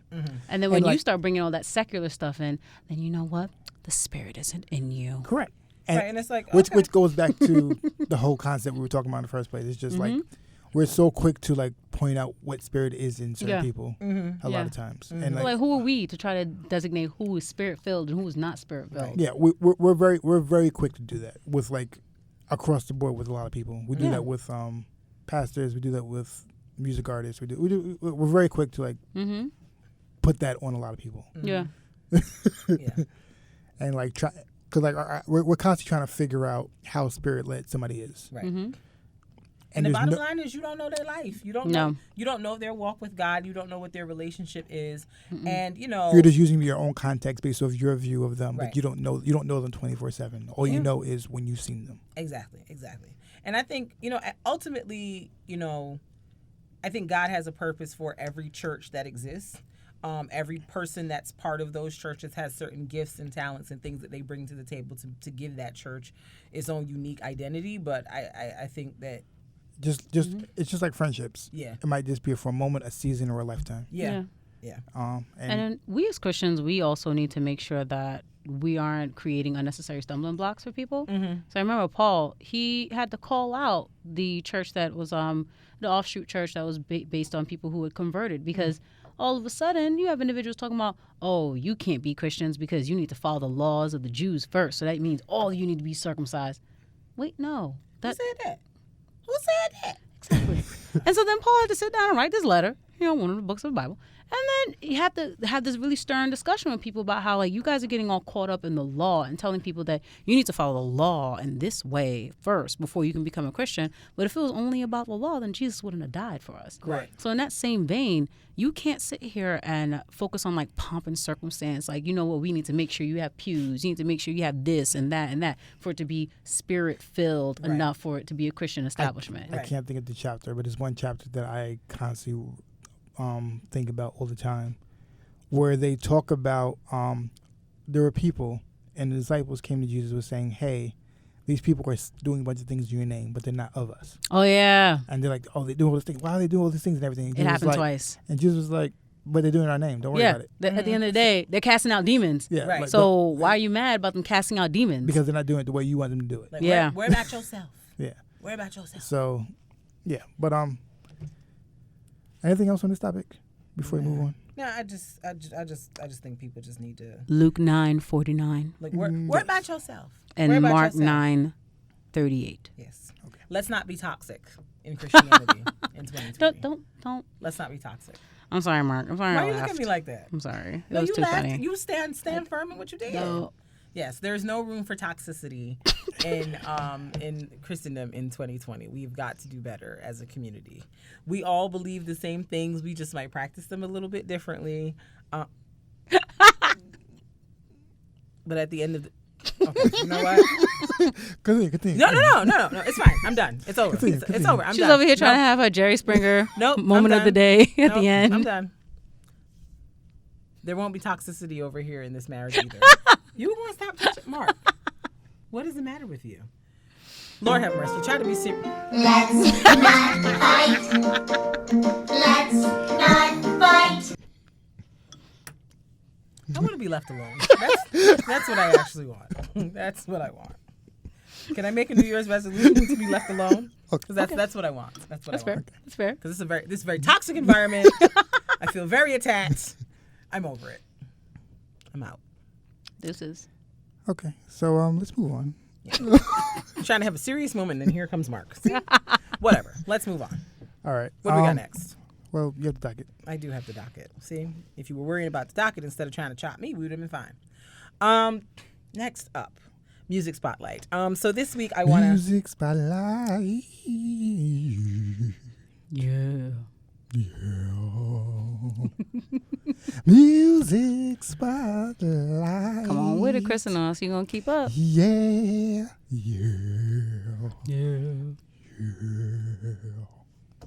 Why do you have to like point our face down when you go low notes? Why is that always a thing? I don't know. You're like we have to do that every time. I'm also manufacturing it. Like, my voice ain't that deep, so I gotta I gotta pull my face down. Like, it's just like Bring your voice It's down. like you get there, like when you like lean down. Y'all get on my nerves. it's like the complete opposite of like the Mariah Carey effect with her and the finger. Yeah, You gotta point to the You gotta note point before to go it. down. because you gotta point to the note before you get to it. So you can point with your lips. You go got to know down. where you're going. You got to know where you're going. Facts of life. So the artist I would like to highlight this week is Avery Wilson. Avery Wilson. Yes, he's a boy. He's a boy, Avery. This is the second Avery we've had in the Music Spotlight. We did Avery Sunshine before, didn't we? Did we make Yes. that up? Did we? I don't know. Maybe we did. I gotta check. If we did it, we can do it next week. Just because I Avery's. I said it now. Yeah. But yes, Avery Wilson, he is 24 years old. I didn't realize he was that young. He's an amazing vocalist. He's a really, really great singer. I think I actually ended up, he was a contestant on season 3 of The Voice like 1,000 years ago. I don't think he won, but he was on The Voice, and he's since gone on to like record his own songs. He was, I think, on RCA Records at some point. Not sure if that's still a thing.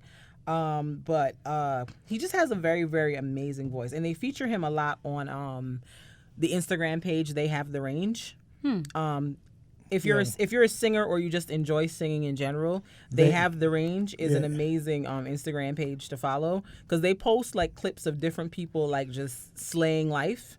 And they've posted video of him recently, which made me think of him. And he was singing, I can't remember what song it was, but I'm going to try to play it right now.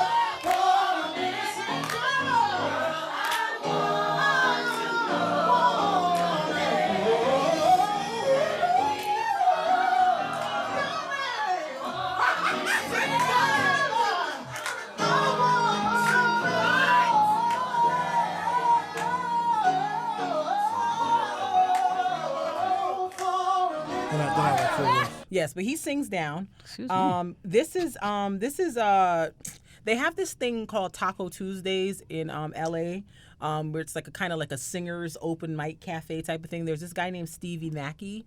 He's like a vocal coach. If anybody ever watched that Chasing Destiny show that Kelly Rowland was doing when she was trying to find a girl band on BET a couple years ago, he was one of the people that was a vocal coach, and apparently he's a vocal coach for a lot of singers that are out today. And so he hosts this Taco Tuesday thing, and all these singers come and sing. So it's like Avery Wilson has been there, JoJo has been there, and they just sing down. And this is just basically like a jam session. And if you heard the choir in the background, those are all singers who are in the room, and they just jump in and sing the background vocals in their parts. It's like heaven. It's similar to, I guess, that thing we went with Pete in Brooklyn. Oh, Village Underground? Yeah. Yeah, it's kind of like a Village Underground kind of vibe. I forgot about that place. That's in the city. But yeah, it's a Village Underground kind of vibe. But yes, I was listening to Avery Wilson sing, and I was like, yes, God, that boy sings. I remember I saw him when we went to a free concert in Central Park a couple years ago to see Jasmine Sullivan, who also can sing her face off, in my opinion. And he was one of the openers. I was like, yes, Avery, yes. So get into him. Go find him on the YouTubes. He be singing. It'll bless you. Truly, honestly. Music spot. Music spot.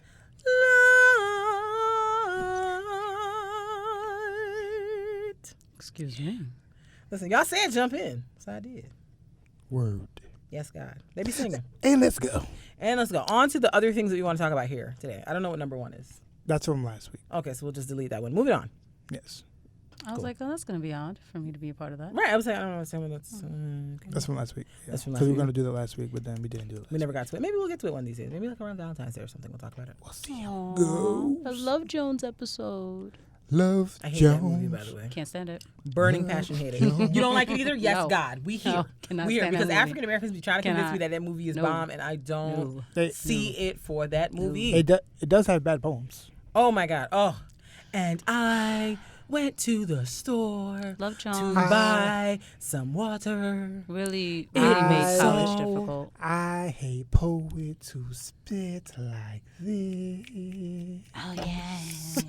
I'm like, okay. They I made can- college so difficult I because cannot. then every fall, come Valentine's Day, it was the Love Jones Valentine's Day thing. It was, we had a Love Jones thing on our I think campus. we had one at a church. No, it was on campus, and then they like took over the regular cafe, turned down the lights, and made people's ears bleed. It's horrid. No, ma'am. You know what other black movie I don't like, but we gotta talk about that like another day. That people swear is it, but I'm Love like, Jones? No, not Love Jones. Love and Basketball. Love and I don't see it for Basketball. that Yep. movie at all. I don't Can't see say it. Love Basketball either. Can't. Nope. See, this why I vibe Nope. with Michaela. Can't. All right, Because I let's- did not see it for that movie. Let's move on. Let's move on. Yes. So 2020 laws. 2020 laws. So some do 2020 laws. Vision or No, no? it's 2020 laws in Okay. New York State that Okay. has passed in 2020. Okay. Number one is a big law, the cash bail reform, in which for all nonviolent offenses, cash bail has been disbanded. I guess so. Like because the problem is that people who didn't have the money were just kept in jail, while waiting for the court date because they couldn't pay cash bail, which meant that only people who didn't have money were the people who were kept in jail. Mm-hmm. It's not because their crimes were worse. It's just and because they were kept in jail, it was hard for them to get the representation they needed and stuff like that because they couldn't go out and get it because they were in jail. Yes. So they took So that they out. lost their jobs. Lost a lot of- and that was a big thing also. A lot of people lost their jobs. They lost their life basically. lost their apartment. A lot of times that would happen because they didn't have the money for cash bail. Mm-hmm. I remember speaking on this. I remember they were talking about. I forgot what country it was, but one country, the cash bail was based off of how much income the person had, Mm-hmm. which was I guess Interesting. it's an interesting way because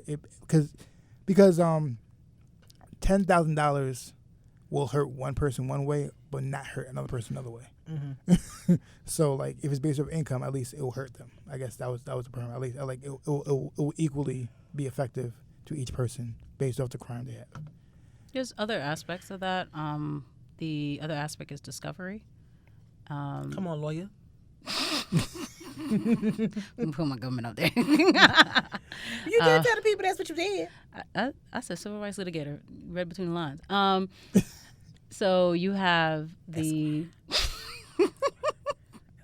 there's discovery and there's also 30-30 changes. So 30-30 is it's a criminal rule where in gist is that so you have to have your case adjudicated in a fast way, so speedy trial, right? You have speedy trial rights. And there used to be certain rules on how you used to add up the days, and some of those rules have changed.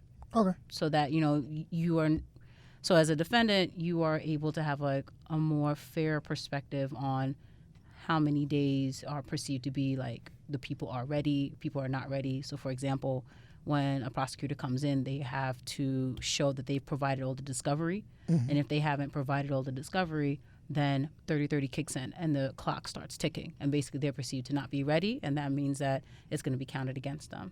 And then for discovery, there's been a lot of issues. Like, for example, you have in Queens, the new Queens DA, she's mentioning how before they used to make defendants give up certain rights in order to even come to the plea bargaining table. Yeah. So instead of doing that, now you have like new reforms, new things coming in, and this is all under that same concept of there was some unfair things happening to defendants. So they are now changing discovery just to make sure that people have all the discovery and they have all access to the discovery that the prosecution has, so they can, one, defend themselves better, two, not get ambushed right there like the day of trial. Yeah. And then the other thing, three, is if they decide to take a plea, they take a plea knowing exactly what kind of the case deal. they have Yeah. against them. Mm-hmm. Which is like a big thing, I guess, with the Central Park.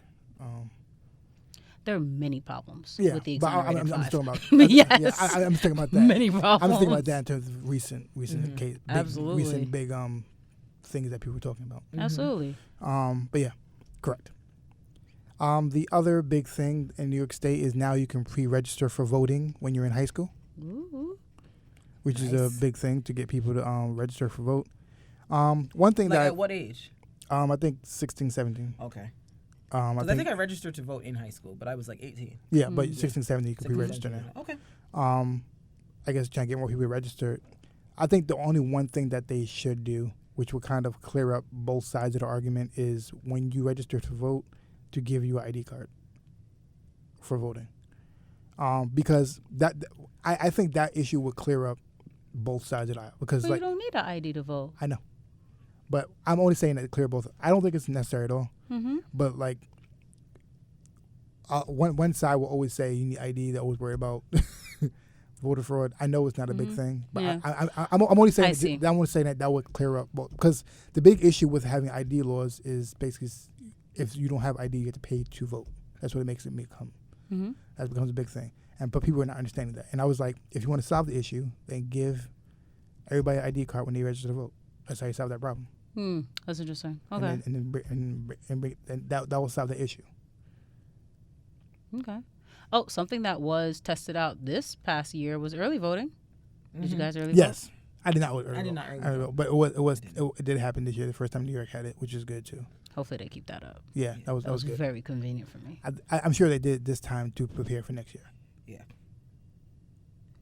The mess. So, cause they In did the words of Lanitia Leaks, Woo Child. they did a lot of changes, like with the automatic. They tried to do a lot of things like this previous election cycle. I worked the election polls. I'm a chairperson. So they Don't Thug do life. and Don't do what, Mark? they Don't celebrate you when you say things that are really a Mark celebration. does not like it when you big him up. You're You're going to work on that in 2020. Okay. How you gonna tell that man what he gonna work on? Is this the hill you want to die on? No, I'm just Okay, saying. don't die on it. I'm just saying. Don't die on it then. They and they raised our salaries too. They raised our salaries good too, which is also good. Glory. I'm good. Ain't God good. But yeah, I think that they try to prepare all the stuff for that. But their pre-registered voting, that's good.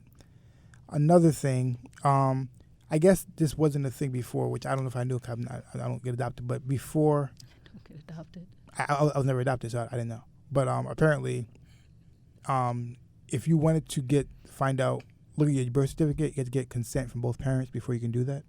When you were adopted, but now From your adopted parents or from No, the people biological. who gave you people give you birth. up? Okay. But now, when you're over 18, you're allowed to do that without consent from both parents. I guess their reasoning was because like it was abusive and they want to like hide their name or something like that.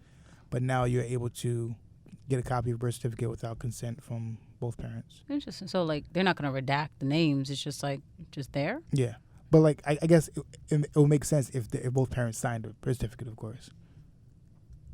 Okay. So I guess that they made it so you're able to do that now in New York State. Interesting. All right. I'm intrigued as to why they didn't before. They say it was because like I guess if it was like an abuse case or something that people wanted to hide their name, I guess, whatever it was. Okay. Oh, like if someone gave their child up after Yeah. like a rape or something. Mhm. Okay. Well, I hope all parties involved are okay with this in the future. Well, it doesn't matter apparently anymore. Speaking of, we talked about last week, how like I mentioned this over and over. Kevin Hart and Drake are the same person, and within the last 2 weeks, they both released documentaries. That no one asked for. No, I I just want to point that out. No one asked for. I don't recall requesting this. So Kevin Hart released let's rephrase that. Kevin Hart released a documentary. Drake had an interview. Yes, neither one of us. Nobody asked for it. All right, and what I will say is, I guess this past year was the roughest they've ever had it. And people not drinking their Kool-Aid. Yes, because they're used to being America's sweethearts. They're used to having a certain level of people loving them. Even if like you had people who didn't really like them, but there was no one that was like really against them. They're like you had most people on their side. And I think having that rattled made them feel insecure. What I've gotten from both of their things is that they're both insecure about where they are. It's fascinating how you can have so much money and be so accomplished, they're still worry about what people thinking about they're you. so insecure about losing their place and where they are. And like me and Kristin both saw the Kevin Hart one, and number one, I have many things to say. Number one, it was produced by Kevin Hart. Oh, in-depth discovery of Kevin Hart by Kevin Hart. Produced by Kevin Hart. They're going to be asking the real hard questions there.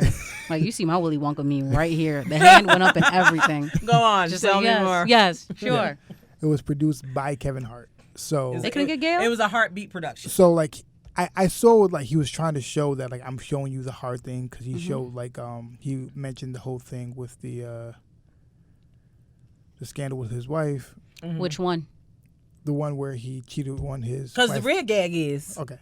He cheated on his wife publicly in the Las Vegas. twice. Okay. Focus. I'm focused. No, which wife? Because remember, like, The most recent one. oh, that one. Oh, so he just did Ectoplasm. Okay, He got focused it. on that. Okay. Oh, okay, cool. And then he also spoke 2020 about focus. he also spoke about like the whole Oscars thing also. Oh, that was... Yeah. So, and then he, so I guess he was talking about, like he mentioned how he didn't handle it well, and he also talked about it. What we gathered from that was, number one, he's a big jerk. Understatement. But I think like he should stop drinking. That's number one. I think. Yeah. He really should stop drinking. Yeah. Because every bad decision I've said, he's been doing while he was drinking. Yes. Yes. In the middle of him drinking, he's been saying, he says reckless things Yes. and does reckless things when he's drinking. Yes. He should stop the alcohols. Sure. Number two, I think because of his so caught up in his fame, he felt unstoppable. So that he felt like I can do this and it will brush over. He was feeling like Sheree Whitfield. Who gonna check me, boo? Yeah. Oh, he had an OJ moment. Yeah, Everybody. because remember during the like whole OJ. Oscars thing, he was kind of like, nah, I'm not. Like he thought I'm gonna change it around, and like I'm gonna do this, but what he didn't understand, and like his staff was mentioning to him is, it's not just him. He's just not. It's not like someone else who it's just Dave Chappelle, and he's by himself, and that's it. He has Heartbeat Productions. He has a whole Comedy Laugh Network. Yeah. Oh, He has things under him, everything under his name. So everything that you do affects all all, these the people. business under there and their paycheck. So if they lose money, they lose jobs. Right. Once again, this goes back to our original point about people who are in high positions of power doing dumb things and not understanding the business ripple effects. Correct. Absolutely. So like so he wasn't understanding like how much that what he's doing is affecting It's affecting other people. because you're trying to make a point, but what you're doing is affecting it. Right. Like and this I remember isn't the hill to die on. and I remember his public relations person was like, "Hey, you should do this." He was like, "No, I'm gonna do this." Right. And it's like, no, let's not do that. Actually, let's do something different. But his PR person kept saying like, "No, we're gonna do this." He was like, "No, maybe you shouldn't do this. Maybe you shouldn't. Maybe you shouldn't. maybe you do should it. shut up." So like my things with the documentary. First of all, maybe I'm a jerk. But I went into this documentary thinking we're going to talk about this accident that you had that you won't tell us anything about that we still want to know about. I've been waiting for you to discover the truth. Right. So I'm thinking, oh, the documentary is going to talk about that. No, you didn't talk about that. I'm like, all right, Kevin, cool, whatever. So my main issues in this documentary were the following. One, like Mark said, Kevin Hart is an undercover alcoholic who needs to probably go to therapy / rehab because it's alarming the amount of alcohol that was present every time that there was a scene with Kevin. He is an adult who will not take responsibility for his own actions. In the documentary, this man said flat out of his mouth, the reason he cheated on his wife in Vegas, his 9-month pregnant wife in Las Vegas, is because his friends didn't go to Vegas with him. You're an adult, sir. A whole entire adult. You know what is right and what is wrong, and you know how not to slip into a woman's vagina. So perhaps you can figure that out on your own without your friends being there to tell you, hey, don't slip into that woman's vagina, Kevin. Were his friends supposed to be like a body condom? Like what exactly were they supposed to do? Yes, his friends were supposed to be a body condom / spermicide / some type of barrier. Because he basically was saying like how His friends he was going to Las Vegas. And like one friend was married, so he was like, "I can't go." And it was like a very last minute trip, and the friend was like, "Nah, I'm not getting in trouble with my wife trying to fool with you. I'm gonna stay at the house." So he said no one was there. He was there by himself. He was there by himself, and he was like, "Oh, usually I have a friend who's like tasked me like, hey, you might want to calm down." Yeah. So he doesn't have a conscience, and that's so he why needs a Jiminy Cricket. And that's why I said that he number one, he should stop drinking. Number one, Right. he just does reckless things. Right. And that means that like, so like, it makes me think different. Like when he always talks about his friends, his friends are there to like clean up all this. His friends are his cleanup men. He's there to clean up things he does. Right. Exactly. That And doesn't sound fun. and honestly, it's like I think.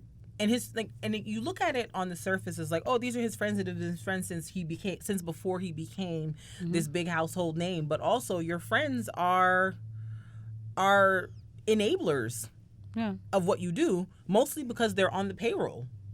A lot of his friends, like if you watch the documentary, they work for his company in some capacity. So there's a financial incentive for them to just kind of be like, okay, go along. Then there was a scene in the documentary that, again, I want to point out that none of us asked for, that him and his trainer, who was also a friend of his, were on a private plane going somewhere. I don't know if they were playing cards or whatever they were doing, but they were sitting at a table. I saw the clip of this at the trailer. It was like a VH1 fight thing happening. And Kevin is clearly drunk, and he's talking to the trainer, and the trainer's like a big guy. And he's talking to the trainer, and he's saying, you know, do you own a home? Do you own a home? Like, would you be anything without me? If something were to happen to me, or if this were to all fall down today, would you have anything without me? Would you be able to survive without me? And the way he was saying it was like so condescending. And the trainer was like, bro, what do you mean? Like, I've been out here working and grinding and doing whatever. I can survive without you. And Kevin basically was like, no, you can't. No, you can't. If something happens to me or I can't do this, you're done. You're done. And so it got to the point where like the trainer got up and was like, what you want to do? And so, you know, you saw it was very like VH1. You saw like cameras moving and table shaking. flew. He shook the table. But it was just, I was watching that scene and I was like, Kevin is disrespectful. No. I get that he has like a kind of joking, trash talking kind of relationship with his friends, but that was like over the line. Like you were disrespecting that man as a man to his face and basically saying that man can't eat if you're not around. Like that's disrespectful. And he's a trainer who works for you. And he's a trainer like who works. Right, he works. He has other people he trains. Right, you're not his only client. And I think that's what the guy was trying to say. Like I have other stuff going on. Like I can survive if I don't work with you anymore. And I don't know if Kevin didn't like that, but the way he came at that dude was just like so aggressive and unnecessary. And I can understand if you're concerned about, oh, you know, maybe my friend isn't using the resources appropriately. Maybe I want to tell them, hey, maybe you want to like instead of renting, get you a house. Like I can understand having that conversation, but in that moment, that wasn't the place to have it, and it wasn't the way to have it. And then I was even more disturbed at the fact that he allowed that to be shown in the documentary. I'm like, do you think that makes you look good, or like is that your attempt to show us your humanity or something? Because you look like a jerk. Correct. Because like throughout the whole thing, like he keeps using this term. He used the term during the whole process before. Like I'm not perfect. I was like, yeah. That's fair. That's not what we're debating. No, that's not what nobody's debating that. And then nobody expected you to be perfect. And then even the whole thing with the sex tape that from the cheating in Vegas on the wife, the fact that he kept trying to make it like this person who recorded him was this horrible person who was trying to extort him, and they were a disloyal friend. Blah blah blah blah. I'm like, not for nothing, Kevin. The way you talk to your trainer on that plane, if that guy has been your friend for 15 years, how many times have you talked to him like that? How many times have you belittled him like that? To where the point he felt like that was the way to get back at you. I understand that your feelings are hurt because that was a person you considered a friend. You didn't think they would do something like that to you, et cetera, et cetera. But like, you also have to be mindful of how you treat people. Wait, when you so there was one friend on the trip, and that one friend recorded him cheating on his wife? Yes. Or like somehow got access to the tape and then sent it to him like, I'm going to need you to pay me. Yeah, or somebody sent it to him. XYZ, yeah. Like somehow he got in possession of this tape and tried to get Kevin to pay him money to make the tape disappear. And Kevin felt like, oh, that's a betrayal, da da da. But then I'm like, at the same time, I'm like, I see the way you treat people, Kevin. That's what you're showing me on this documentary. Yeah. So if that man had been your friend for all those years, imagine how many times did you talk to him like how you talked to that guy on the plane? I can't say that friend is out of place necessarily for trying to do something to get back at you after you've hurt them. I'm not saying that you don't have a right to feel betrayed, but like how you treat people manifests one way or another. It comes back to you. So if that's how you treat people, that happening to you, that's on you. But the fact that he couldn't see that what part he played in any of it or how he was responsible for how the situation took place, I was just like, you keep trying to make the situation about your friend extorting you or your friend's not coming with you. But the fact of the matter is, you went and cheated on your pregnant wife. Like, that's your fault. This whole thing started because of a decision you made. One that he seems to repeatedly make. This is what I'm saying. And that's why I said, like, he produced it and everything, meaning that he, in his mind, he was like, this is a valid enough excuse. Right. Mm-hmm. So, that's what I read. If he produced it, like, he's putting this out there, meaning in his mind, this is enough to excuse me. Right. Because, like, even with the whole Oscars thing, apparently he had these tweets about, like, if his son was gay, he would punch him in the face or something like that from way back when. The publicist said, just go out and do an apology tour and say, hey, this is something I said when I was young and ignorant and didn't know any better. I know better now. I apologize for my ignorance. That's it.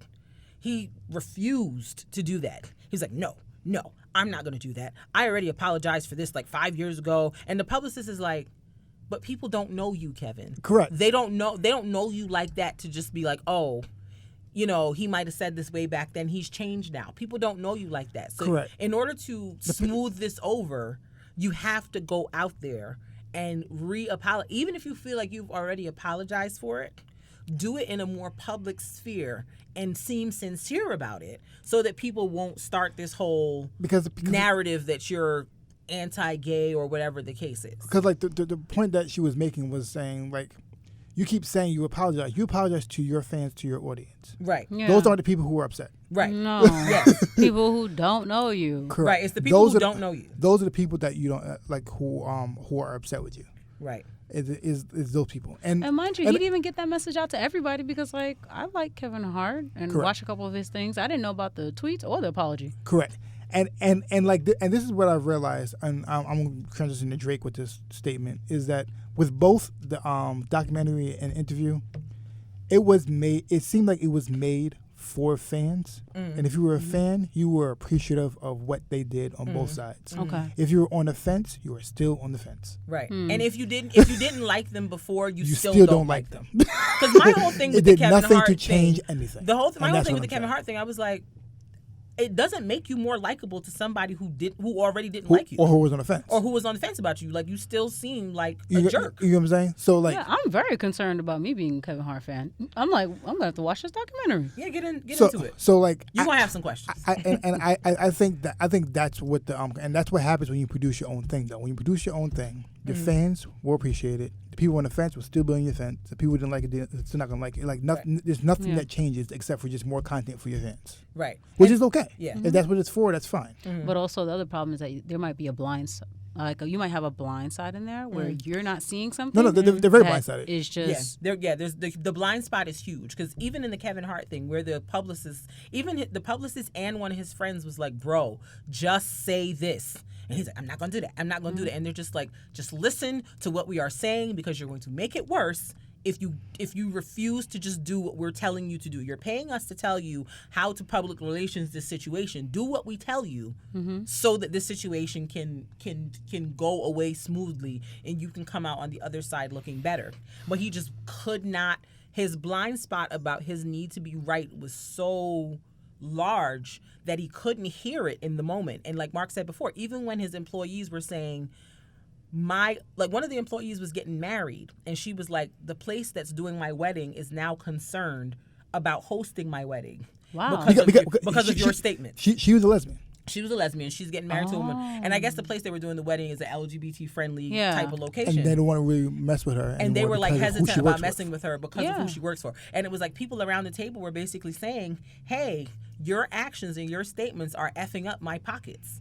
Because people now have a issue with wanting to work with me or talk to me because of my affiliation with you. I'm trying to stay loyal, but you got to do something to make me feel like I should keep doing that. And he just could not see it. He could not see it. You know, the fact that he then included this really troubling scene, all these troubling scenes in his documentary, it also reminds me of the R. Kelly interview with Gail. Because I remember watching that. We'll get to that. We'll get to that.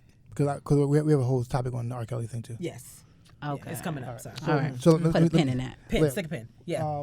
Yeah, it's 1:43. So let me just talk about the Drake thing real quick. So the Drake, I know. Yeah, we've been here for a minute. the Drake interview, it was so. Like I said, what I found out was basically his people kind of produced the whole thing, and it was Elliot Wilson, everything, but he produced the whole thing. Yeah.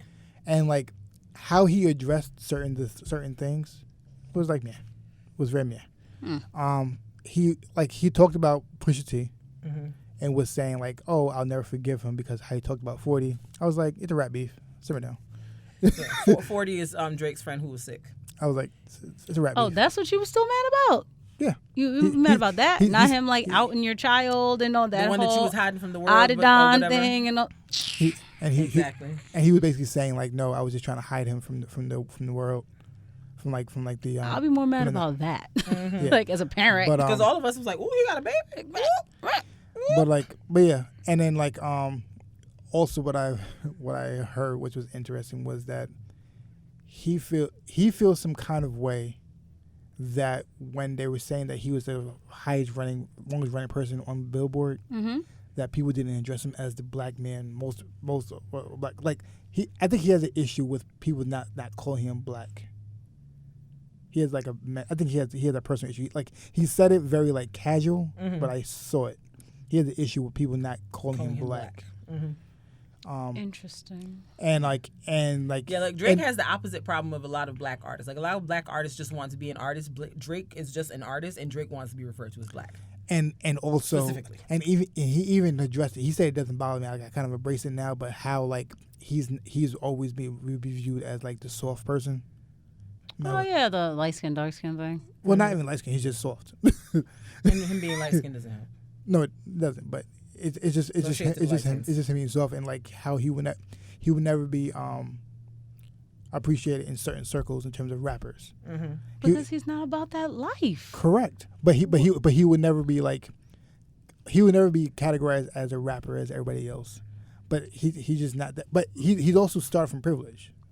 Like, so he's just, I look he's just at him the different. same way I would look at like Justin Bieber. Like, you know, they make some great Correct. music and stuff, but like, you wasn't in them streets. Like, Correct. you're not Nas to me. Like, Correct. you don't know. Yeah, like, but you saw from the interview how that really affects him. Yeah. I mean, you should have told your mom to stop doing so well for you.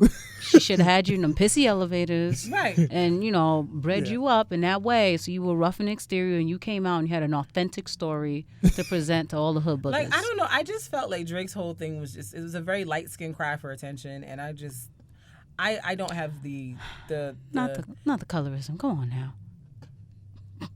Have you met Kristin? I don't have the intestinal fortitude. I know. To be bothered with light skin tears. Well, I don't care at all. I was having a conversation with Don't Kristin, care. and I was like, the light skin dark skin thing it's like, I think I'm somewhere in the middle, so I hear both sides. Well, you're brown. You're not Yeah. light skinned. Exactly. That's what You're I'm like saying. I jokingly said you're it. lighter brown, but you're brown. I think but about the same but I've heard both sides, and I think it's always been like dark. People who are dark skinned see how people who are light skinned, they get privilege around Absolutely. people from other races a lot of times and treated differently. People from light skin most times just want to be accepted by other black people, and so they get upset about that, and so they're arguing two different points. But I will also say there is a lot, like, it's not as if a lot of individuals who are fair complexion and light skin are just hoisted with this privilege that they don't want. I remember growing up and plenty of light skinned men were like, "Oh, you're cute for a dark skinned chick." Like, No, correct. So it's like Correct. they also many use and that- enjoy that privilege. But that plays into it though. Yeah. But I'm trying to say is like that. It's like, so it's like people hear that, and then but then they try to be a part of certain circles, and black people like you can't sit with us. but it's such a weird dichotomy and everything. Absolutely. But the thing is, like, the funny thing is, the only issue I have is like all that stuff comes from like high school, and they just and like no one just gets over it. Right. Yeah. And I think that's what my issue is. It's like all that, like no one's like a grown person is doing that, but it's just a lot. You'd be amazed though. But I don't think that they're doing it as much as they're in high school. I think a lot of times they're just affected by what happens in high school. Some people never grow up. And I mean, honestly, my whole thing with the whole Kevin Hart and the Drake, I'm just like, cry me a river as you dry your tears with your millions. Leave me alone. I don't care. Get out of my I don't have face. time for this. I don't care. Like, stop all this whining. Like, ugh. And like I said, I think they're both just doing a cleanup because they're used to being America's sweetheart, and they realize the chinks in the armor, and they're trying to clean it up. They got to do better. I don't want no more of these interviews or documentaries. And also, it's like you don't have to be they feel at this age, you're still worrying about everybody liking you. They feel worried about like the perfect image all the time. They're worried about what that looks like of not having a perfect image. They don't know how to operate in not that arena. Yeah. Right. That's how they operate in the arena. And that's why people take pleasure from exposing you. Is because you create this veneer of I'm this perfect America's sweetheart person. Meanwhile, you behind the scenes doing mad grimy stuff. So it's like that's why with Kevin, it was no problem for somebody to expose you slapping cheeks with some random in Vegas while your wife is pregnant. That's why Pusha T didn't have no problem exposing that you had a child, because Drake, you was out here moving like a single childless man. And if Pusha T never said anything, you would never have said anything, because having that child did not fit into your veneer of being the perfect rapper, non-problematic guy. Same thing with Kevin. He was out there on this positivity shtick, she's my rib, blah, blah, blah, blah, blah. And the cracks in the armor showed when that video got released, because what you were preaching wasn't what you were practicing. So now you're whining about the fact that you were exposed, and I don't care. Yeah, just grow up, do better, and be authentic. Like, it's not that serious. Like, I know that celebrity worship is like a real thing in this culture, and I personally don't care about. Like, I make jokes about standing Rihanna all the time, but I'm not going to a church of Rihanna. I'm not praying to. I'm not doing any of that. I just stand the sis because she's a queen and she gets out here and she does it. But like at the end of the day, like there's no need to be this. Like, to me, you can be anything and be a celebrity at this point. It's not like days of yore where you had to present this like really polished, perfect image. Like, you can be a celebrity and deeply flawed, and people will still love you and support what you do. What I will say, but is when you come across deceptive, it just makes it. They just don't know how to operate. It hurts you more, in my opinion. They just don't know how to operate outside of the arena, though. That's what I'm trying to say. Is they used to be in that arena, and I think they just have a concern with operating outside of that, because even Drake was talking about how he talked about the issue of like people saying that he doesn't like voice his opinion about issues and everything. He was like, yeah, but I donate money to things all the time. I was like, it's not the same thing at all. No, right. But you see him trying to address it, but he's still not addressing it. Yeah. In the words of Paul Mooney, everybody want to be an N-word, but don't nobody want to be an N-word. I will say, and just trying to like somehow make this relevant to like our normal people lives. Like we both have like pretty fair skinned children, growing up in Long Island, right? Like, and that's something that I worry about. Like, I want my son to like be down with the black struggle and resonate with black people and never think that he's better than. Like, I grew up in the hood, and I want him to understand like there are people out there living a very tough life because of systemic barriers and things like that. I don't want him to think that he's too good. Right. But then on the flip side, I don't want my son to be some fake gangster trying to like act like he's still in that hood life and like bro, you trying to sell weed out my basement or something. Like, what are we doing here? Stop it. Weed out the basement, child. Let me tell you, I lived in Rosedale. I was shocked and appalled. I was just disgusted by them because I was just like, wait a minute. I come from Far Rock. I lived in Far Rock until I was 15 years old. Moved into Rosedale with my pops. And I'm sitting here looking at these little wanksters. I'm like, y'all over here trying to act like y'all live in thug life. Like, you know what thug life is? No. Not Rosedale. You over here sitting here with your, like, multiple family homes. Y'all got more cars than driveway. Like, and then you want to sit here and try to act like y'all thugs? Like, if you don't get out my face. Like, it was just annoying. Like, people trying to walk around. No, stop it. And it was just like, this was the struggle of middle-class black men, right? Like, the only way they thought that they would be cool in some way, shape, or form was if they like emulated this performance of blackness. Correct. And so I think maybe Drake, in a much more celebrity manner, has been struggling with like the performance of blackness and just trying to manage it in some way, shape, or form. And you know, he's a canary for us as parents of little light-skinned kids in Long Island. We don't want our kids to be him. It's funny because like he's such a big artist and such a big thing, but still just trying to get down with black people to say like he's like so hard. And you know, and his Canadianness is what makes it harder too, because it's like Canadians, they're just different. Black Canadians are just different. They're not American. Like they just have a different vibe about them, and it's just I like, got some Canadian cousins. Yeah, they're it's just though. different, and so it's just like people oftentimes can't really relate to that. I don't think that people inherently just dislike him just because he's like lighter skinned or whatever. It's just like you got a corny factor. It just is what it is.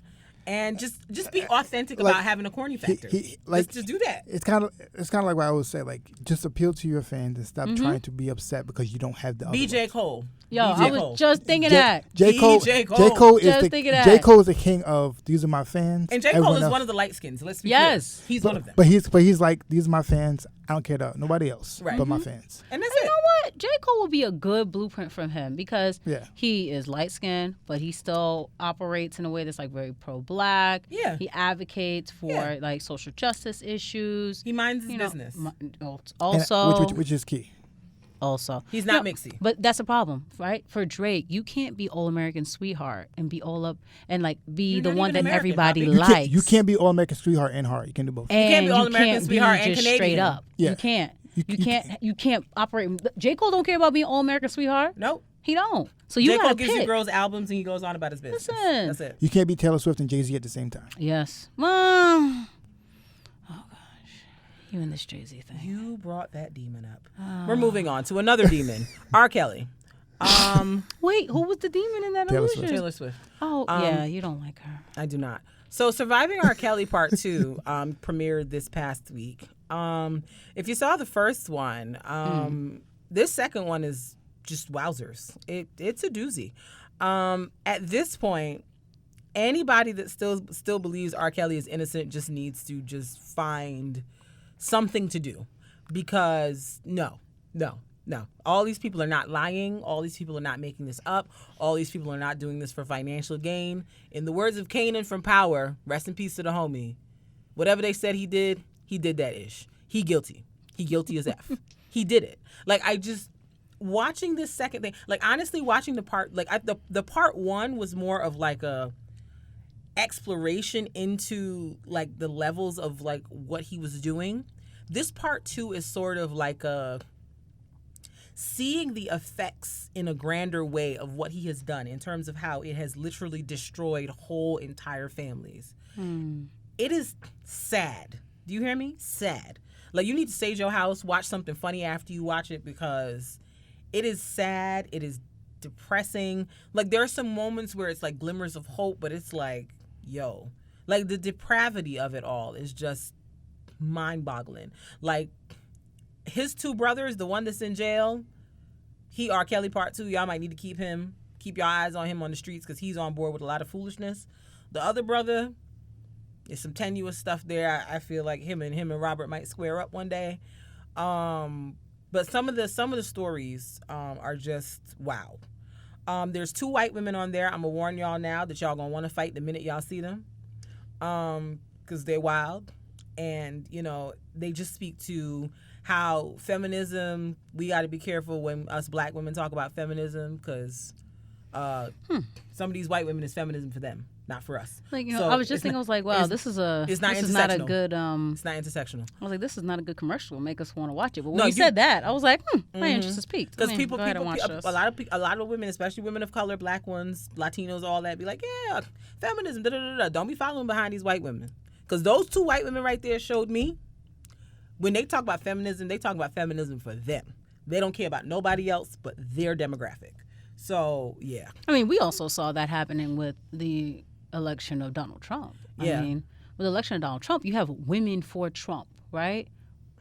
But that doesn't make sense. So there's not like a broad demographic. That is a very insular section of women who are just like, oh, I'm going to ignore the fact that this man is sexually assaulting people and bragging about it. right. Like, I'm gonna just go ahead. Yeah, it, like, to see those two white women, like, you just want to Who fight. were they? What did they do? They were people who worked for him. Oh. I mean, but then that also goes right back into the whole Kevin Hart discussion we were talking about, right? When somebody's on the tape, you know, like... Nah, but like what they're saying is just disgusting, and it just makes you be like, yo, y'all really for yourselves. Y'all ain't for us. But, you know, it's ironic because, like, I've heard black people make comments like, oh, well, I still like his music. I'm judging them too. And at the end of the day, like, those parents should have watched their kids. That's a very minimalist perception of this entire thing. There's levels to this, and the more you watch the documentary, the more you like peel it back. You're like, it's a lot of like disease around this whole thing. Like, it's just a lot of sickness from Robert, from the families, from the girl. Like, it's just a lot of sickness like that just surrounds all of it. Like, it's just a lot of dysfunction and just sickness is the best way I can describe it.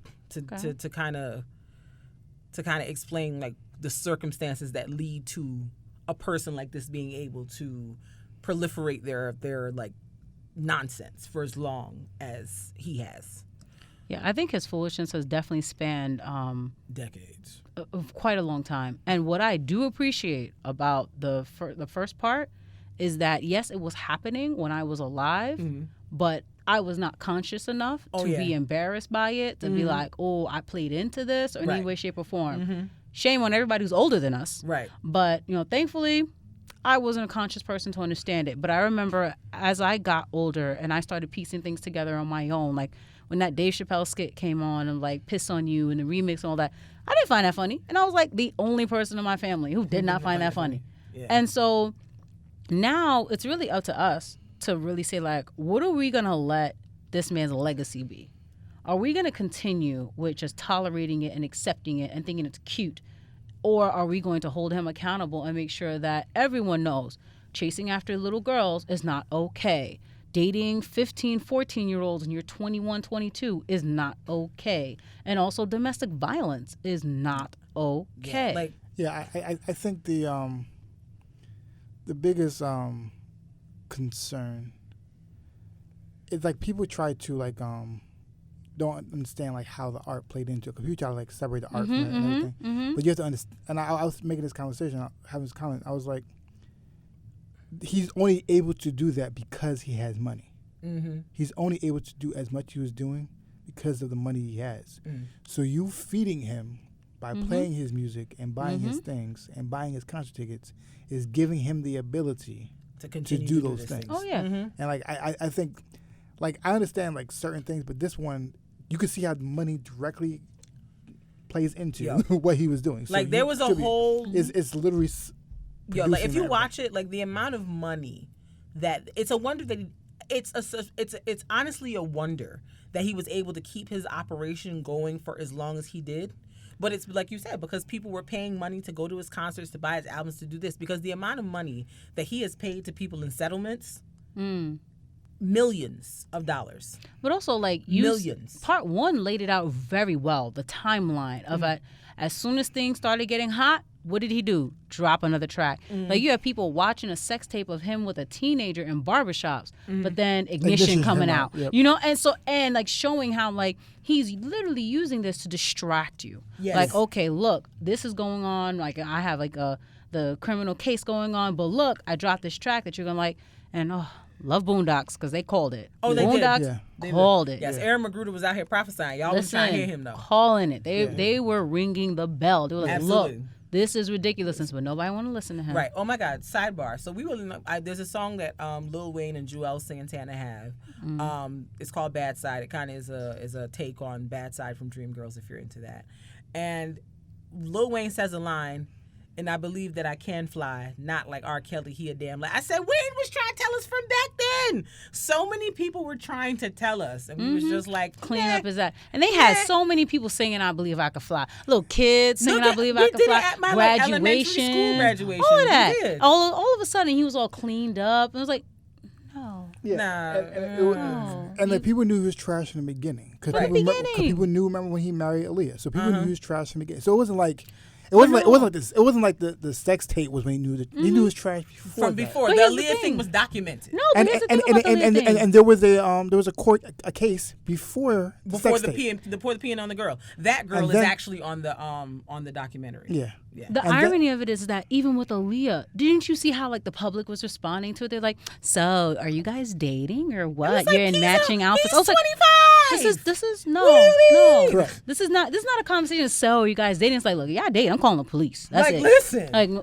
Like y'all trying to make this. But even the way it was looked at. But it also was played into Trash. like how America like was just thinking that black girls are just fast instead of putting everything Yes. on him. So Yes. that plays into the whole thing. This goes into the whole concept of how little young girls, little black girls cannot just be children. Nope. Right? They are in some way, shape, or form always perceived as older, faster, more knowledgeable. And, for me, what really disappointed me was just how even when everyone knew that, he married Aaliyah. So clearly this was not a brother-sister relationship. Right. Oh, Okay, moving on. Just Right. moving on. Yeah, No one wants to take note of this. No Yeah. one wants to acknowledge this. Yeah. So it's sad that this has happened on our watch. Mm-hmm. You know, like we all have failed, all those young women. And also, like, not to make it seem as if R. Kelly is only abusing children. R. Kelly is an abuser of individuals of all ages. Yeah. Because there were some, grown adults in there that he was engaging in domestic violence situations with, which Oh, is yeah. different. Uh-huh. But And there's more that come and talk about it in this thing. So when I tell you, it is just, oh, God. Yeah, it's crazy. yeah. It gives you the creeps, but also it's like, wow, at the same time. And it's insane, like, because he only spoke to black girls. Of Yeah. course, Yeah. because we don't matter in the public eye. Correct. Let him do this a little Becky.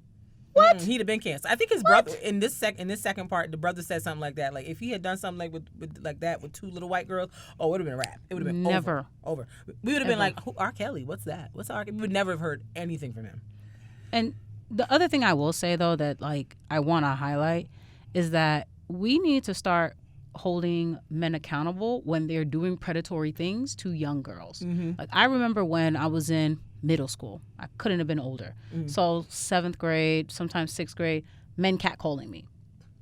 Sir, I You're an am adult. young. And you look, and people be talking about, oh, the girls look old in the face. No, they don't. They look 12. No, They look young. They look They young. look in the young. They might have boobs. They might have a butt. Whatever. They look young. They in look the like face. children with butts and Yeah. boobs. Yes. That's what they look And like. they, Exactly. and once again, and they only do that to black girls. Yes. And also, they're carrying a book bag, a little Right. JanSport on your back.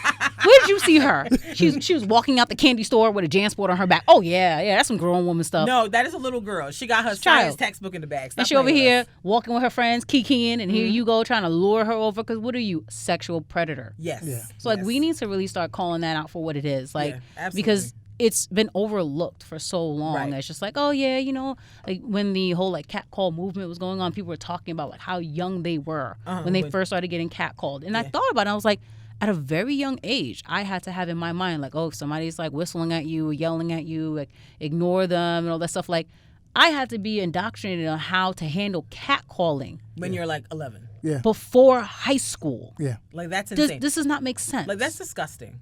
Yeah. That's And so- absolutely just disgusting. want to put that out there. We need to stop it and call it for what You it is. need to cut it. Yes. All right. Moving on. So speaking of the R. Kelly thing, the R. Kelly thing was shown on Lifetime, which made me think: is Lifetime the new BET? Because Lifetime has been really dropping a lot of these black gems. Because they had the R. Kelly thing on there, and then they followed it up with this Hopelessly in Love thing.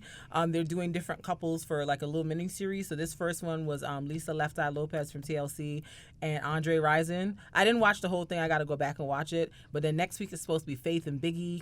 And then the following week, it's oh God, I can't remember who, another black couple. I'm like, oh, this is cute. Lifetime C. They're going to I'm like, secure a bag with black people. Yeah, Lifetime said, you know what? We starting the new year off with a bang. We about to be giving you a lot of black content. Get into us. I'm not mad. It's we talked about it before, but it's very interesting how like black is finally the thing that they focus on ever since Black Panther. They're like, oh shoot, we can market this. Oh, Yeah. wait, they have money. Yes. They're The not blacks just using will tune in. EBT cards. Okay. They're going to actually bring us some cash. Like Not EBT. like we it was something, but now it's like a big thing. Like it's I don't know if I like it or not, but it is they've been using black people as a marketing play for. I like, can see last- some of the pandering, but like Oh, if for it's sure. like just genuinely interested in proliferating something that's interesting to me, I'll watch it. Yeah, yeah. Yeah, I'm like, okay, I see you Lifetime with all this content that I'm interested in as a black person. All right, and then the final thing I wanted to talk about, y'all gonna leave Blue Ivy Carter alone in 2020. That's what y'all gonna do, They 100%. have to simmer down. Y'all gonna leave that little girl alone. I'm tired of y'all They- dragging it. Like since she's been born, Since she was born. y'all been dragging her, and Since I'm she like, was what did she born. do to you? Like, what is the problem? She's a Bother her. Because little she was girl. born with Like, more I than literally them. cannot understand for the life of me why people keep coming for this little girl, talking about how she looked like Jay-Z. Yeah, he's her father. She's supposed to look like him. Like, hello, genetics. Did we go to biology class, people? Talking about her hair. She's a toddler. I don't know about anybody else, but have you ever tried to wrangle a toddler and comb their hair? Sometimes the toddler wins. That's how my baby got his haircut. Sometimes the toddler wins. And you know what? You could still do a kid's hair. And you know what? They'll sleep, they'll run around, they'll play. So a hairstyle that looked really bomb at 8 o'clock, by 3 p.m., looks like you didn't do anything. No, not for nothing though. They were coming for Blue Ivy when she was born. Like, Like she they was expected fresh her out to of come she out was of the fresh out vagina of with like a Beyonce, lace like- front. And I'm like, no. leave baby girl alone. No. So if you don't know what we're talking about, basically earlier this week, Meg the Stallion, with those magnificent knees of hers, posted that girl can keep it low for a long time. Them knees is really impressive. Meg Thee Stallion posted a New Year's Day photo of her, Beyonce, and Blue Ivy. Like, gorgeous picture. Just three Adorable. beautiful black women, Houston hotties, living their best lives. At first, when I first saw the picture, I didn't even realize that was Blue Ivy. I was like, my God, that girl got that She big. got so big so fast. In my mind, Blue Ivy is like 3 years old still. In reality, she about to be 8. So the picture was posted, and Blue Ivy has her hair parted down the middle. It looks like she got like a little silk press or whatever, a little press or whatever. And she looks really cute, like just like a little regular little black like a little girl. And she looks like a combo of both her parents. She looks like Jay-Z and she looks like Beyonce. So some grown adult editor over at Vanity Fair, Harper's Bazaar made a comment like, I have the feeling, this person's name is Kay Austin Collins. I have a feeling the Jay-Z face jeans are about to really hit Blue Ivy, and I feel so sorry for her. And then this person who I think is from Vanity Fair commented and said, they haven't already. And the Kay Austin Collins person responds, you're right, but she's lucky. If it happens now, she'll definitely grow out of it. Get the ugly duckling phase done early. You people are disgusting. Oh, I want to note that the other person getting into that banter was a black man. Yes. Kay Austin is a black man. Black man. Yes, it's a black man. I'm going to make sure I put that in there. Yes. Going back and forth with a white woman about a little black girl's beauty. Disgusting, the both of you. But that also goes right back to what we were talking about earlier, right? About the colorism, about features. And, you know, light skin is just one of the features. It's usually a more common one. But light skin, light colored eyes, narrow nose, you know, smaller lips, all those things are things that are praised, right? And if you have some of them as a black person, you're perceived to be more attractive. Blue Ivy, she has some of her father's features. But what are some of her father's features? The more African features of like the wider nose and the broad and the bigger lips, which are dominant genes. Let's point that out. Yeah, like let's be clear, because that's what we look like. The real gag. That's what we look like. Let's point that out. Those are all the dominant genes. Exactly. Just want to point that out there. Facts of life. And it's unfortunate for her. Like, I really hope and pray that Blue Ivy remains fortified. Yes. You know, because as a young girl who you have some of your father's more Afrocentric features, but your mother has more of like European features. I can see how like you might just be looking at yourself like, dang, I got the short end of the stick. And I think she's beautiful, so I hope she doesn't feel that way. Yeah. But it's just like, I just think it's disgusting that people have been coming for this little girl all her life, and she ain't done nothing but be great. You know what Blue Ivy is? Blue Ivy is rich. She is very rich, and she does not understand why you poor little writers down to the magazines are talking about her. She's confused. She doesn't even know you. She hasn't seen a ceiling in her whole life. That's what she said. Haven't seen a ceiling in my whole life. Everything is shaka. Everything is shaka. Everything is flocka. Everything is flocka. You don't know Blue Ivy's song? Blue Ivy has a song. It's on 444. It's on 444. Oh, she has he put it on. That's adorable. He put his verse on. Yeah, like I guess he was like recording the song, and like she's really into music, and so she came in and kind of put some headphones on, and she's actually like a pretty decent rapper. All things considered. She started saying it. He just recorded it and put it on the song. I said, I thought I heard that album, but I don't recall this, so I guess not. It was one of the bonus tracks. Yes. No. Yeah. That's why. But yeah, she like, I'm just like, leave that little girl alone. Jesus didn't die on the cross for y'all to harass this little girl like that. Now, see, if Beyonce and Jay-Z were petty boots, I would be like, oh, y'all two are no longer employed. Yo, cancel them. Straight up buy that magazine and be like, then the fire first them. thing, fire. They don't work here anymore. They're done. They're canceled. Just like they did in Crazy Rich Asians. Canceled. They're done. They don't work here anymore. But, you know, I also applaud them for, like, being better, classier parents. Because let me tell you, anybody come from my son in public sphere like that. Which is it's on site. And it's not when you see me. It's when I see you. That's why I want. So they're great parents. I want to find some way to make money and no one ever know about me ever. That's fair. I don't like celebrity. Yeah. I don't like it. Because I'm like, people just sitting up here attacking that baby for no, like, what did she do to y'all? I don't like. You're just salty. I wish celebrity and nobody. And I feel like that's partially why Beyonce and Jay-Z don't even show their other two kids that much. Because they're like, we don't want people trying to drag our other two kids like that either. Yeah. Because the way they drag Blue Ivy is like, I've seen far less attractive celebrity children than Blue Ivy. I'm just being honest. Not all these kids is cute, but I ain't gonna say it because it's not nice. But you already did. I did, but I didn't say which kid. I just said I've seen some that aren't that cute to me. Not to say that you should drag them, but I'm like, Blue Ivy looks perfectly fine to me, so I don't understand why y'all keep bothering. But not for nothing. Like, if you drag Blue Ivy because like she was cross-eyed, like something just universal, that's like, okay, cool. But you're just dragging her because she has Afrocentric features, and Right, you and inherently find those features features to unattractive. be unattractive. And you don't like her father specifically, because I think most of the people don't have a problem with Beyonce. They don't like A Jay-Z. lot of people for don't like some Jay-Z. reason. So I'm like, but you can say that Jay-Z is ugly. He's a 50-year-old man. He can take it. But leave that little girl alone. Seriously. Stop bothering her. You have to kick Michaela out of the podcast. Why? Nah, I'm already here. Why we I am She here. don't like Jay-Z. Not no. Oh, I didn't know that. respect his hustle. I respect what he has done. Why didn't we start here, guys? But This is compelling content. I want to know more. And the irony of it is, best friend Dwight, he is a Jay-Z chunky to the point. What is your concern with him? Let's go with that first. It's honestly, I don't like how he sounds. I think some of his lyrics are great. Like my boy who put me on to like 22 Who's your favorite rapper? twos and stuff like that. It fluctuates. Give me. My tops that I really enjoy right now. Like give me 5 in no particular order. Doesn't have to be 5 in no particular order. It doesn't have to be any order. It doesn't have to be like 1 through 5. Just give me 5. Nas, Pac, rapper J. Cole. I love Kendrick. Eminem. Love Eminem. Okay, that makes sense now. Okay, I don't. we're good. Now. Yeah, I have a particular sound. I don't know. You like. I'm very much a New York. I like New York rap specifically. Mm-hmm. I don't know if that you feel the same way. And he's a very New York rapper, in terms of his sound. Yeah, but no, like. Do you? How much do you like people in Street Property? Like Beanie Siegel, I like Beanie actually. Freeway. Do I actively listen to them? No, but they How try about- come on. I'll be How about like, Dipset? no. Okay, so that's what I'm saying. I'm a very big New York. I'm very New York biased. You just like you here for New York. I'm very New York Northeast biased with my hip hop. I appreciate that. Like when y'all was talking last week about Meek, I was like, yo, they are really going in. Let me tell you. I am Northeast. That was great biased. fun. Yo, I don't say a word. I don't tell say you. a word. I realized that I realized that Kristin views New York hip hop as like prime hip hop, and everything else is like not full Not hip quite hop, that, yeah. not quite hip hop. But yeah, I'm very New York biased. I know I am. Like I like it's good Outkast. you recognize. I love Outkast. I like Outkast. Andre 3000, he has to be on my list. Yeah. yeah. No, he is. Love him. Like I said, I like J. Cole. I like Kendrick. But like, you know what I like the most about New York hip hop artists? The Northeast are very good at rapping as if they don't care. And I like tell that. me more. So they're very good at rapping. Like, I'm just gonna throw it out there.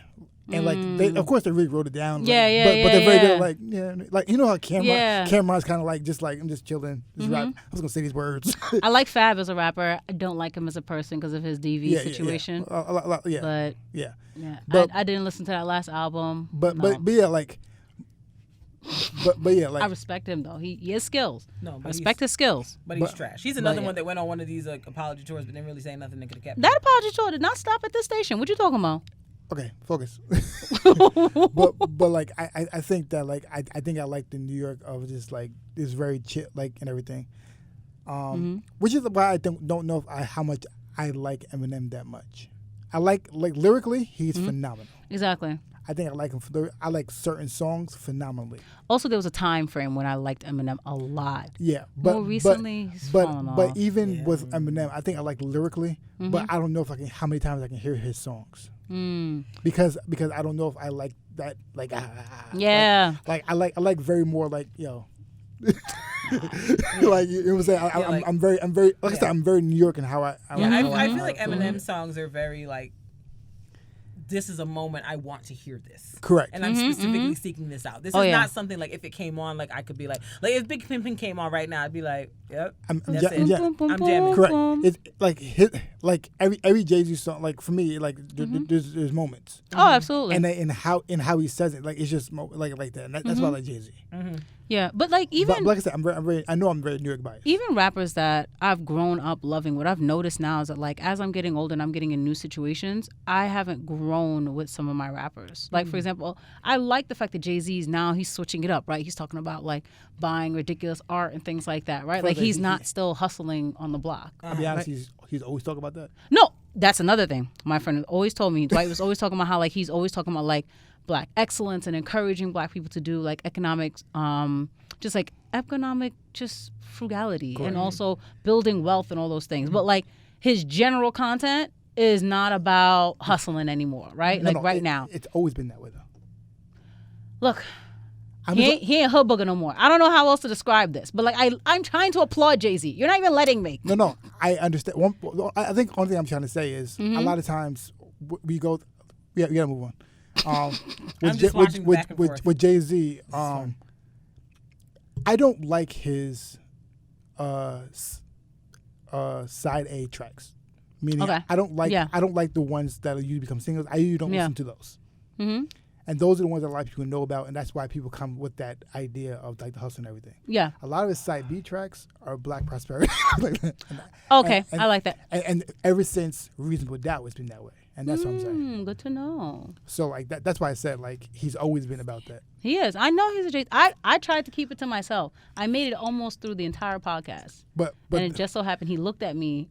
And then I was just like, and he picked up on it. But I can lie.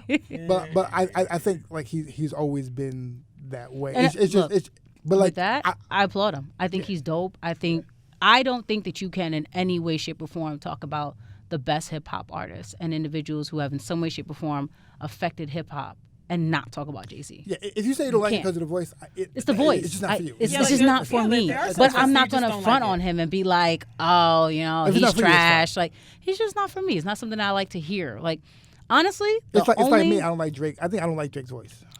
I don't. I don't know if I like Drake's voice. Drake is good in the club sometimes. I don't. But like, I would not go out and spend my money on Drake in any way, shape, or form. Yeah. The Watch the Throne album was my one Jay-Z album. I like that album. I like that one a lot. I don't know why he made it. But I like I said, I fully respect like Drake's hustle. I think I like. Yeah, once again, like I fully respect his hustle. But I don't know if I great. It's hard for me. Like people think I'm always trying to play. Like it's hard for me to get into him. It's just not my cup of tea. Yeah. Not my cup of tea. But like an example of an artist who I expected him to grow more. It's 2 hours 20 minutes. We gotta get out of here. We do.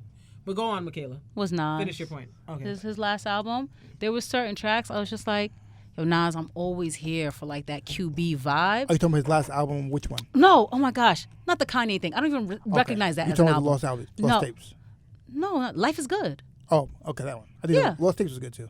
Oh, I gotta listen to that then. Yeah, but Life is good too. Life is Good. Like there were some tracks in there I was like, oh, this is dope. Yeah, and then other tracks I'm like, Nas, we really doing this still? Nas. Baby, what is she I doing? know you look like you're 17. One last thing. But you're 42. Take over Ether and why? Oh. Hey, we got I'm trying to like play it in my head now. Honestly, Ether always hits harder for me. Why? I have a Nas bias. I have no problem acknowledging that. I love Nas. I love him. But also because I have a reason. I know why Ether came out on top. Lyrics just hit me different. I know why Ether came out on top.